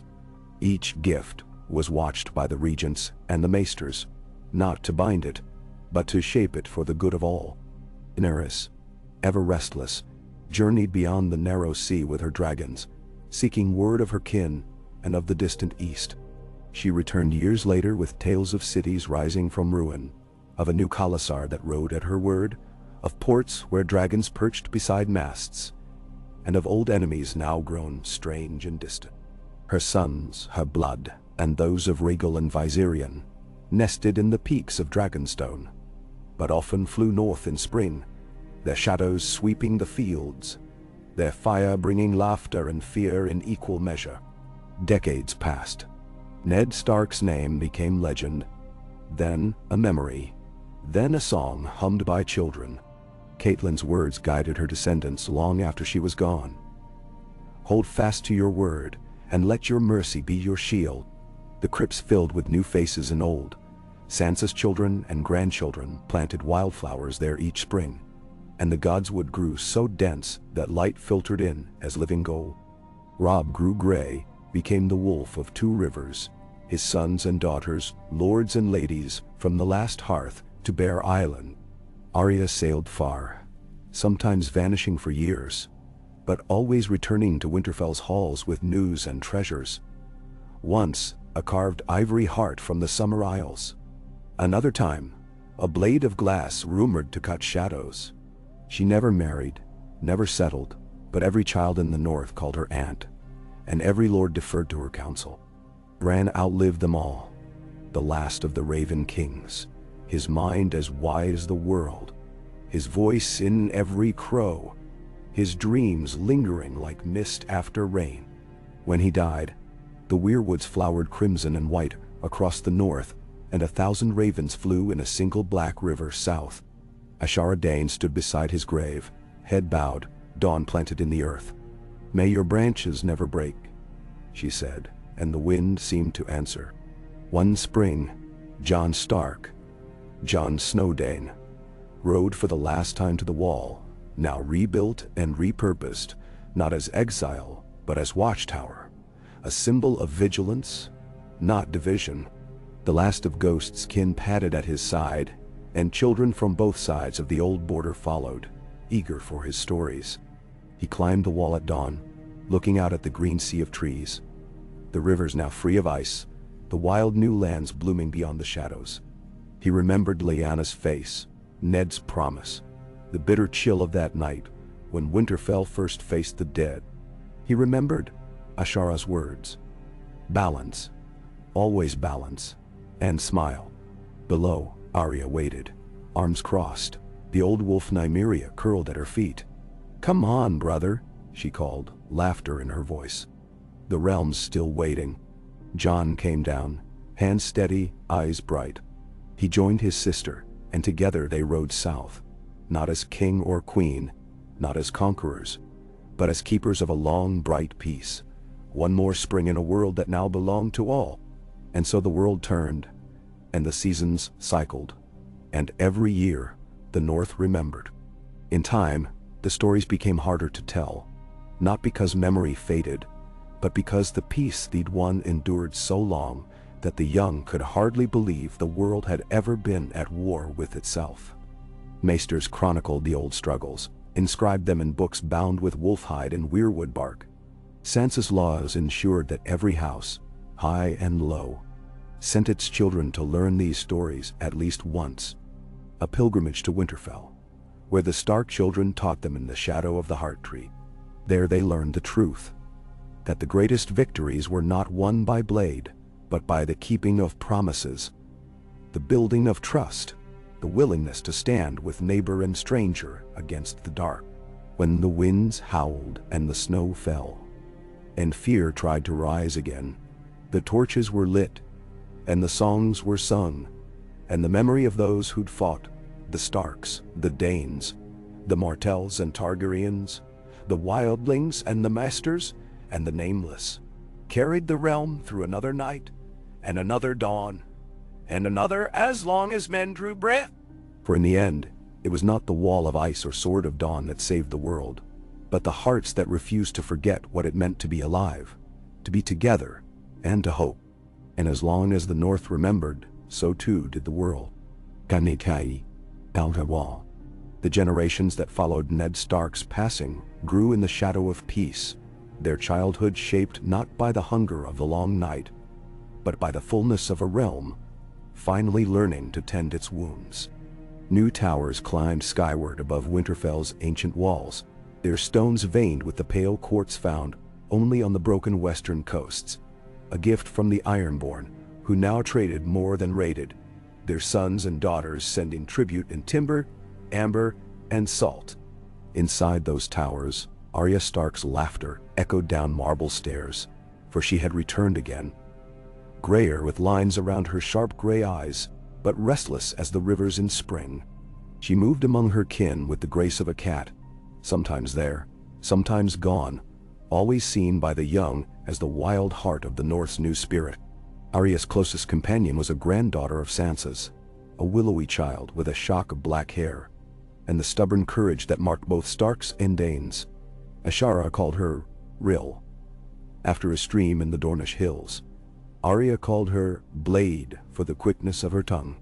Sansa's lineage grew and spread, marrying into houses of the Reach and Dorne, making the old house of Stark a web strung from the wall to son spear. Sansa's eldest grandson, Edric, was a scholar who preferred the pen to the sword. He compiled the Annals of the Dawn, an endless chronicle kept in the White Harbor archives. His cousin Miria, daughter of Robb's line, was known as the Bear Wolf for her love of the wild and her habit of swimming with Mormont's kin across the shivering sea. The Maesters called this era the Restoration, for all across the land, the living rebuilt. King's Landing was never a capital again, though the Great Sept was rebuilt as a temple to all the gods, old and new, drowned and burning, the faceless and the red. The city flourished as a port and a place of learning, not rule. The Regent's Council rotated between Winterfell, Old Town, and Sunspear, their presence less about power than about unity. No one wore a crown, and the people did not miss it. The dragons of Daenerys' line still flew in those days, though most roosted on Dragonstone or soared far east with her grandchildren. When they returned north in the spring, their shadows swept the fields and children ran after them with laughter and outstretched arms. No longer weapons, they became symbols of the world's return to wildness and wonder. Jon Stark Dayne, white-haired before his time, was known as the Lord Watcher. His seat was not a throne but a stone bench carved into the new wall, where he heard petitions and settled disputes brought by Northmen, wildlings, and those who lived beyond the shivering sea. He and Arya sometimes rode the borders together, their faces well known among every village, clan, and holdfast from Bear Island to Skagos. To the people, they were less lords than legends, living reminders of the promise that bound all free folk together. Bran the Raven Prince lingered in memory and story, but his influence remained everywhere. The great raven flocks still circled the northern skies, and in every castle a weirwood root flourished, its face carved in the old style, its branches tangled with bright ribbons, messages, and offerings. Bran's last wish, never let the trees be forgotten, became a custom, and each new lord, maester, or trader who crossed into the north paused beneath the godswood to leave a token for the old gods. And perhaps it was said to seek the counsel of the Raven Prince in dreams. Ashara Dayne was older still, her hair gone white as the sword dawn she kept above her hearth. In her last years, she rarely left Winterfell except to teach. Children of all houses, of all bloods. Her most devoted pupils, Rill and Maria, became sword sisters, one day founding a school of arms in White Harbor, where girls and boys learned blade and balance in equal measure, their lessons a blend of water dance and wolf's wrath. It was in this era that the first great gathering was called since the War for Dawn, a festival rather than a council. The roads filled with travelers, Reachmen with honeyed wine, Ironborn with salt-baked fish, Dornish with gold-stemmed pipes and sun-dried fruit. The free folk came, driving herds of reindeer and moose, their children running barefoot in the dust. Old and young, north and south, filled the great square before Winterfell's gates. On the first day, Jon led a procession through the godswood, Ashara on his arm. Sansa's daughter Alysanne crowned the weirwood with wildflowers and new red ribbons, then sang a song in the old tongue, one Bran had taught her in dreams. Arya danced beneath the branches, and the youngest children of each house followed, weaving through roots and branches. Robb's grandson led a host of bear cubs, and the Martell twins ran with a dire wolf pup at their heels. That night, as fireflies flickered and torches ringed the yard, the people gathered for stories. Old tales were told, of Lyanna and Rhaegar, of the Tower of Joy and the promise Ned had kept, of Ashara's dance at Harrenhal, of the last stand at the wall when dragons burned the dead to ashes and the living rose from despair. Sansa's son recited the tale of the Night of the Green Veil, when Arya and Jon found the Frostwights in the wood and the world learned to never again ignore the North. Children listened wide-eyed, and elders nodded, for they remembered the days when such stories were warnings, not just wonder. At midnight, Daenerys' granddaughter Ara arrived astride a blue-scaled dragon, her hair bright as new-forged silver, her eyes laughing. She landed outside the gates, the dragon's wings stirring leaves and straw. She dismounted, bowed to Jon and Arya, then joined the dance as if she'd been born in Winterfell's shadow. After the festival, as the guests drifted away, Jon sat beside the godswood pool, his reflection wavered by the breeze. Arya sat beside him, her hand warm on his. "They don't need us anymore, brother," she said, voice soft but content. "They never needed us, Arya. Just the truth we kept. The promise." Bejin. Still, it's good to be remembered. They sat in silence for a long while, listening to the sound of children laughing somewhere in the distance, the wind stirring the leaves, the last embers of firelight.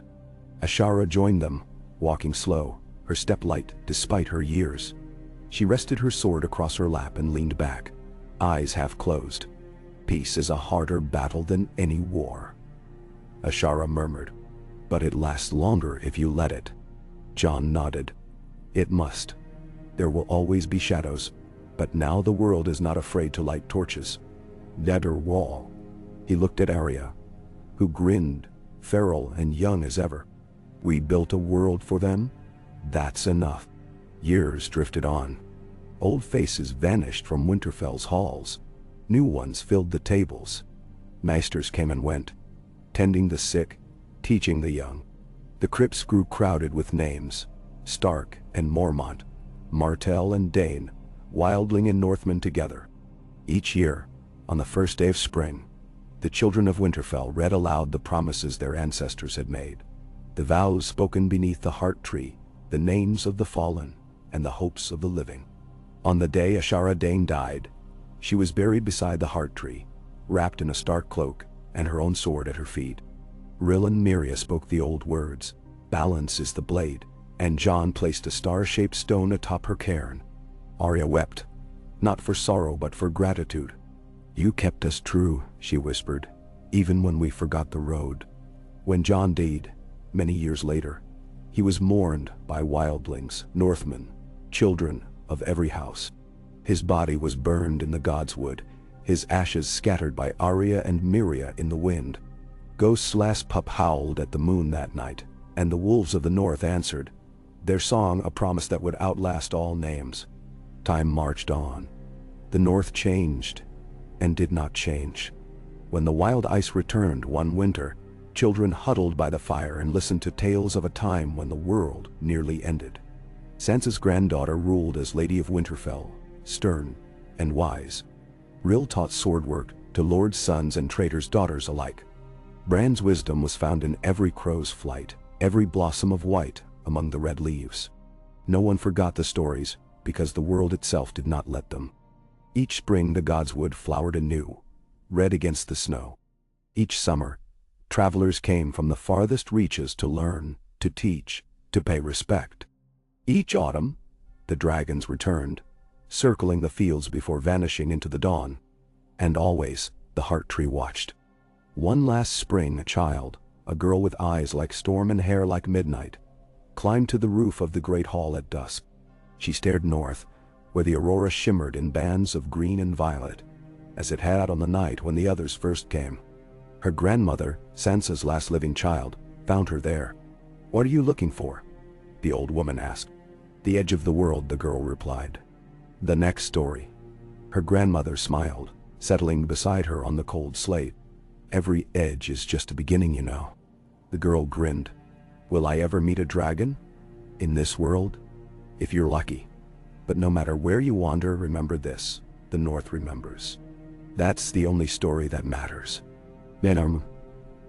Below, the voices of kin and friends, of wildlings and southrons, of the living and the soon-to-be legend, rose in a song older than memory. The torches of Winterfell shone like stars in the gathering dark, and the cold wind carried the promise of peace and hope and new beginnings far into the night. So the tale of Winterfell, of Stark and Dayne, of fire and dawn and a world remade, wove itself on, unending, as long as the old gods listened, as long as children dreamed, and as long as the North remembered. Seasons circled, and the children of the living made Winterfell into a city of warmth and stone. All its walls veined with memory. Where once only wolves and snow ruled, now the air carried 1,000 voices. The chant of traders from distant coasts hawking dried fish, amber, and strange trinkets. The laughter of children running between the market's canvas stalls. The music of pipes and harps drifting over rooftops. The ring of steel on steel from the yards where every dawn, under the watchful eyes of graying masters, the sons and daughters of the North trained with blade and bow. The old heart tree stood at the center, still, its roots spreading wide beneath stone, its red leaves shivering even in summer. Here the oldest gathered at dusk. Maester Edric, Sansa's grandson, who'd seen the reigns of 4 regents and catalogued all their laws in 12 great tomes, would recite stories for the youngest and the wildest, of dire wolves who ran with kings, of girls who danced across the sea, of the great cold night and the breaking of the wall, of dragons that burned away in the dark. Beneath the tree, Arya's blade-quick heirs sometimes spun through dances, wood and steel in hand, training not just for war, but for life's unbalancing. "Balance is the blade," they'd say. Ashara's words carried like a prayer. The godswood itself had grown. Wildlings and Northmen, Crenogfolk, and even the odd Ironborn had planted new weirwoods in small groves about the city, carving their own faces, leaving their own ribbons, tokens, and whispered hopes.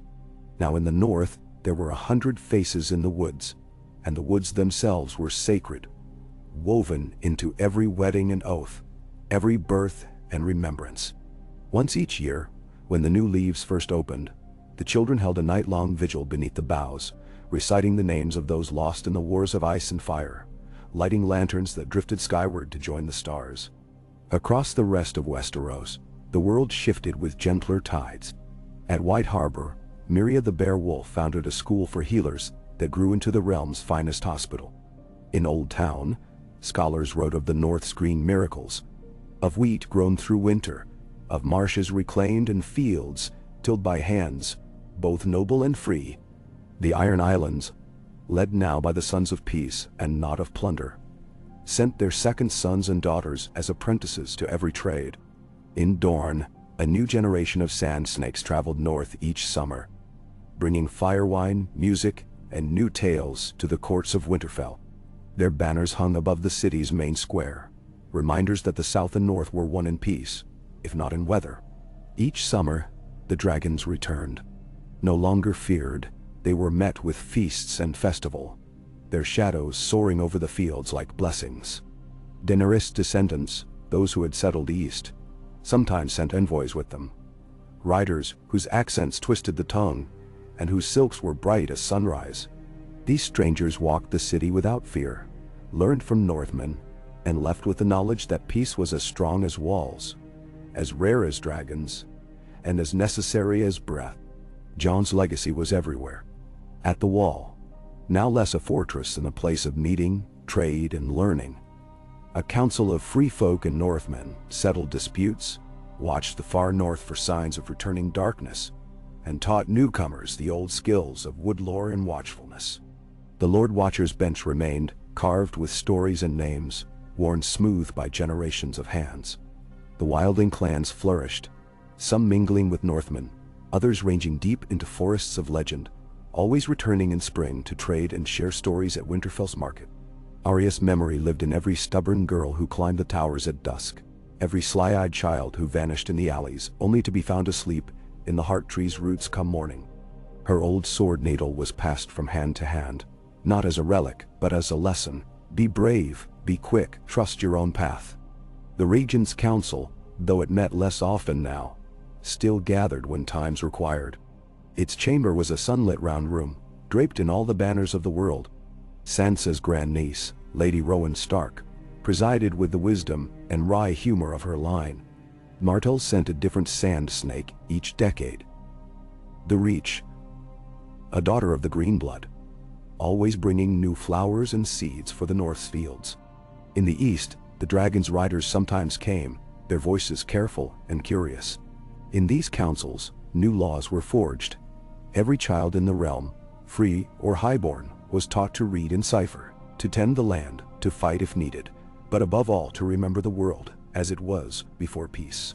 The Annals of the Dawn were required reading, 12 tomes and counting, copied in every major city, with local names and stories added each year. The council's greatest debates now were about trade, or the best way to defend the wild coasts from storms, or the right to hunt in the old forests, or what should be done about the new magic rumored in the east. A world at peace is never at rest, Lady Rowan liked to say, and neither should we be. But the tempests were small, the resolutions peaceful. In time the world turned again. Great snows swept the north. Nothing so cruel as the long night, but harsh enough to test the city's walls, to drive wild wolves and hungry bears closer. The people remembered their old lessons. Fields were harvested late, stores well stocked, all neighbors welcomed within the gates. The lantern vigil at the heart tree that winter burned all the longer. The children's voices strong and sure, as they recited every name from the oldest kings to the last child born that year. Yet in those snows, there was no fear. Deerwolves howled and wildlings beat drums in the woods, but there was only music. The ice receded, the flowers returned, and the city bloomed. On the last day of one such spring, a traveler arrived. A girl of perhaps 15, her cloak ragged, her hair black as night, her eyes a clear northern gray. She came with no companions but a direwolf cub, and when the guards challenged her at the gate, she smiled a familiar crooked smile. She gave her name as Lyanna, and the guards ushered her to the keep. There in the old council chamber, Lady Rowan received her, and the girl knelt by the fire. "Who are you truly?" Rowan asked. "I am no one," Lyanna said, then grinned. "But I am also Stark. I have crossed the world and heard the stories of the night, of the dawn, of the promise. I want to see if they're true." Rowan studied her, then laughed. "Then you are kin enough. Welcome home." That night, beneath the heart tree, Lyanna listened to the oldest tales. Maester Edric, wizened and bright-eyed, recited them for her. Children leaned close to hear, and wildlings and Northmen, Dornish and Ironborn, traders and riders, and even a dragon's shadow on the clouds all listen. And when the last tale was done, and the lanterns floated up through the trees, Lyanna lay back against a root, her wolf's head in her lap, and watched the aurora paint the sky. The city around her pulsed with life. The voices of the living, the memory of the dead, the promise that never ended. Years passed. Lyanna grew, learned, and became a guide for children born after her, as so many had before. Her wolf, grown huge and silver-gray, ran beside her. She wandered sometimes, north and east, south to Dorne and west to the sea, always returning to Winterfell. The world endured. New troubles came and were faced. New joys arrived and were celebrated. The heart tree grew older, but never alone. The dragon's descendants still circled the world, their shadows bringing awe and excitement. The Godswood's roots went deeper, and its branches higher than anyone remembered. At the city's highest point, beside the watchtower built from stones quarried in every corner of the world, there was a bell. Every spring, on the day the last snows melted, the children of Winterfell gathered to ring it, their voices raised in songs that wove together the old tongue and the new, the north and the south, fire and ice. Their song rose over field and forest, river and road, through open gates and wild gardens, carried by the wind. If you listened, you could hear far beneath the din the pulse of the promise kept, that the night would never last forever, that the living would always remember, and that even in a world remade by loss and hope, the fire of the north would burn on, unbroken, unbowed, unending.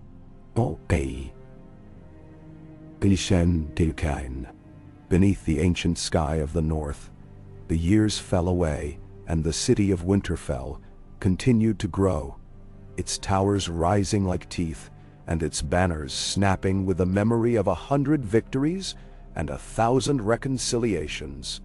Life thrummed in its stones, market stalls bursting with fish and apples and eastern silks, forges ringing and children shrieking at play, the smell of bread wafting from bakeries, built atop what had once been old grain stores, sealed against the long night. At the center, the Godswood flourished. The great heart tree had weathered not only ice and fire but the passage of hands and hopes, its white branches thickening, its roots burrowing through vault and crypt, seeking the bones and stories below. Its face, red with sap and age, looked both older and younger than ever, as if seeing through all the masks of the living. Now, it was not just Northmen who gathered under its boughs. The free folk, the children of Bear Island, the Dothraki who had settled as horsemasters on the outer plains, traders from the east and Ironborn with silver rings on every finger, all knelt and left offerings at the roots, wishing for luck, love, or mercy. It was said the heart tree's dreams grew thick as moss, and sometimes a white raven would flutter down to whisper news or warning to those who truly listened. Bran's vision, seeded in those early years of the Restoration, had come to pass. The Godswood of Winterfell was now the heart of the realm, a meeting place, a school, a sanctuary, and the keeper of vows. In the warmth of a spring morning, Lyanna, descendant of Stark, named for legend, as all the city's daughters seemed to be, wandered the edge of the Godswood, her wolf trotting beside. She was not alone. Children in every color of cloak and skin played between the trunks, hiding from their tutors. On a low bench by the pool, Maester Edric, old but sharp-eyed and sly, read aloud to a ring of children, holding them spellbound with stories of the war for dawn. In those days, he intoned, the wall was broken and the night had teeth. But the living remembered their promises, and together they kindled a light no darkness could swallow. Lyanna listened, then slipped away into the deeper shade, her wolf nosing after rabbits. She knew every inch of these woods, every secret stone and tangle. Today, she sought a different kind of story, the kind found in the hush between roots and branches. She found Arya's sword needle, worn smooth by a century of hands, hidden in the old hollow where the Stark children once dared each other to leave treasures. Lyanna held it up, felt its balance, its chill. It was nothing next to the great swords of legend, but it was hers now. And she promised it to the next brave girl who found the hollow. Beyond the trees, she heard the ringing of the city's bell, a signal that the regent's council was to gather. The council met now in a hall of glass and weirwood beams, open to the light and air. Lady Rowan, Sansa's grandniece, led with wit and steel, her council composed of every great house and many humble ones. Miria Beowulf from White Harbor, a Martell of the Green Blood, a shy young maester from the Iron Islands, a boy with eyes like the open steppe, who spoke both the tongue of horses and the tongue of the north. Lyanna slipped in among the pages and heralds, watching as matters great and small unfolded. A dispute over river fishing, a proposal for new schools in the west, a question about the handling of the next dragon's migration, for even now, each summer brought the shadow of wings over the fields. The council debated, laughed, listened. No one ruled. Every voice was heard. Edicts were sung into being, not hammered. The north had no need for crowns. At dusk, Lyanna sat with her wolf atop the walls. Below, the markets thrummed, lanterns bobbing as the night's revels began. Musicians from Dorne strummed lutes beside kettle drummers from Skagos. The aroma of sweet mead drifted from the square, and the laughter of Wilden children mingled with the songs of apprentices and traders. To the east, the last dragons of Daenerys line curled atop the rebuilt rookery, their scales iridescent in the moonlight. They no longer hunted men, but would sometimes swoop low enough to scatter flocks and thrill the bold. One, midnight blue, with the old queen's eyes, kept watch over Winterfell and the fields beyond, known for generations simply as promise. Lyanna closed her eyes, breathing in the peace, and for a moment she heard the heart tree's voice, a whisper not of words but of memories. Ned promising his sister, Jon clutching Donna's dragonfire lit the night, Arya laughing as she ran from hall to hall, Bran's silence opening the world, Catelyn's gentle wisdom shaping all that followed. The heart tree remembered. So did the people. When winter returned, as it always did, the city turned inward. Games and stories by firelight, stores shared out with care. Every child taught the skills to survive a cold season. There were no more famines, for the stores were deep, and the larders generous. No more lonely deaths, for every house was open to neighbor and stranger alike. It was in such a winter that a pale-haired boy from across the sea, descended from Valyria, but orphaned by pirates, was taken in by the city. He spoke no tongue, but the language of the dragon lords, and the children first feared him. But Lyanna, remembering her own tales, befriended him. She taught him the songs of the north, and in return he shared old rhymes, half spells, that made the hearths burn brighter and the hounds sleep sound. They called him Silver, and in time he became the city's greatest builder, designing bridges over the White Knife and inventing a new kind of aqueduct to bring warm water to the poorest quarters. His daughter, when grown, married the youngest Martell, and together they began a tradition. Every year, on the longest night, children from all corners of the world were brought to Winterfell to tell the stories of their own lands beneath the heart tree. Centuries crept on. The world changed in ways the old Starks could not have imagined. Ships crossed seas undreamed of. Cities rose and fell. Old enemies became kin. New songs replaced the old. The memory of dragons faded but never died. Sometimes, in the hottest summers, a shadow would pass over the fields and the young would run out, hoping for a glimpse. In every generation, there was a Lyanna, or an Arya, or a Sansa, or a Robb, a Stark or Dayne, a Martell or a Mormont, a wildling or an orphan, who took up the promise, who learned the stories, who ventured into the woods or rode the winds beyond the wall, always returning with something new. And in the crypts, the names endured: Ned, Catelyn, Jon, Arya, Sansa, Robb, Bran, Rickon, Ashara, Daenerys. Each stone wore smooth with touch and time, each memory pressed into the earth by the feet of children and the hands of the living. So long as one voice remained to tell the tales, so long as one light glowed in Winterfell's windows, the story never ended. On a day no different from any other, as spring returned, and the wildflowers opened across the snowmelt, Lyanna led a band of children through the city gates. Some were her kin, some were strangers, all were eager. She carried needle at her belt, a symbol not of war, but of questing. Her wolf padded ahead, tail high. They crossed the bridges Silver had built, followed the river out past the old battlegrounds, and into the green wild where new woods grew, seeded from weirwoods and oaks and ashes. There, at a circle of stones carved with runes older than any city, Lyanna stopped. She looked back at Winterfell's towers, at the thin column of smoke rising from the kitchens, at the glimmer of the heart tree in the distance. "This is the edge," she told the children, "but it is not the end. There is always another beginning." One boy, pale and shy, raised his hand. "Will you tell us what comes next?"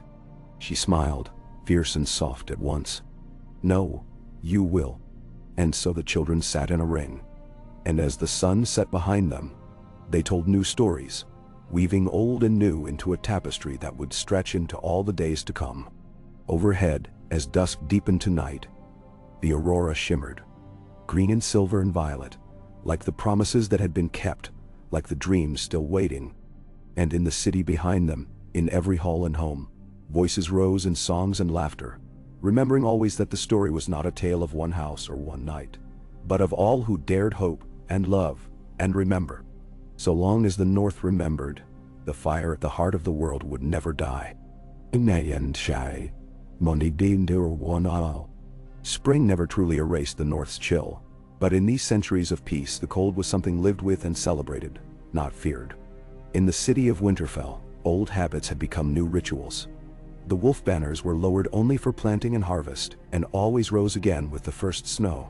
By night, fires burned high in every yard, and laughter ran through alleys and courts, echoing in ways that would have startled the ghosts in the crypts below. On a morning of blue and silver, with hoarfrost lining the parapets and a thin mist on the white knife, Lyanna walked alone before the day's lessons began. The heart tree's leaves rustled above her, their color bright even in dawn's pale light. The city around her stirred quietly, market folk readying their stalls, smiths stoking forges, distant voices blending in a low hum of industry. She crossed the godswood, boots leaving prints in moss and fallen leaves. Others had come before, child tracks and grown men's boots, a worn path between sacred faces. Every spring, children hung ribbons and carved their initials in hidden hollows. Old faces watched, worn smooth by generations of hands and weather, but still red-eyed, still kind, still grave. Near the pool, she found Rill and Miria, the two master-at-arms, one gray-haired, the other still as lithe as a girl, her eyes bright with the bear wolf's mischief. They sparred with wooden blades, laughing at each feint and dodge. Lyanna watched for a moment, then joined, falling into the rhythm and banter, learning as she fought. "Balance is the blade," Miria intoned as Lyanna nearly stumbled, and Lyanna righted herself, grinning. Later, as the day brightened, the children gathered in the great hall for lessons. 100 from Winterfell, dozens more from distant valleys, a scattering of Dothraki, Ironborn, Dornish, and free folk. Every spring, children from across the realm came to Winterfell, as once they had traveled to Old Town, to learn reading, history, and the skills of the blade. Maester Edric, thinner now and with a shock of white hair, presided. Today he taught the Song of Dawn, the tale that began with Ned Stark's promise and threaded through every war and every peace since. "What is the greatest victory?" he asked, and the children answered as they had been taught, to keep a promise and live in its light. After, in the training yards, Rill showed them the first stances of the water dance, and Miria drilled them in shield and axe.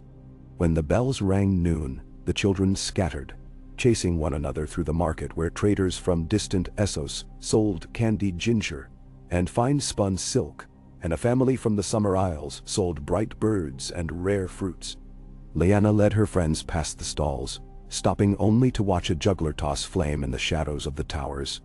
By afternoon, as clouds thickened and a cool wind swept the fields, Lyanna climbed to the rookery with her wolf at her heels. There, the maester's assistants tended a brood of ravens, and higher still, 3 dragons, smaller than in ancient tales but beautiful. One pale green, one deep bronze, one dark as night, each the offspring of promise, the blue-eyed dragon who watched over Winterfell. A dragon rider from Dragonstone, an old woman with the gold hair of Valyria and a broad smile, spoke to Lyanna, her accent thick. "This one will fly soon," she said, stroking the dark dragon's flank.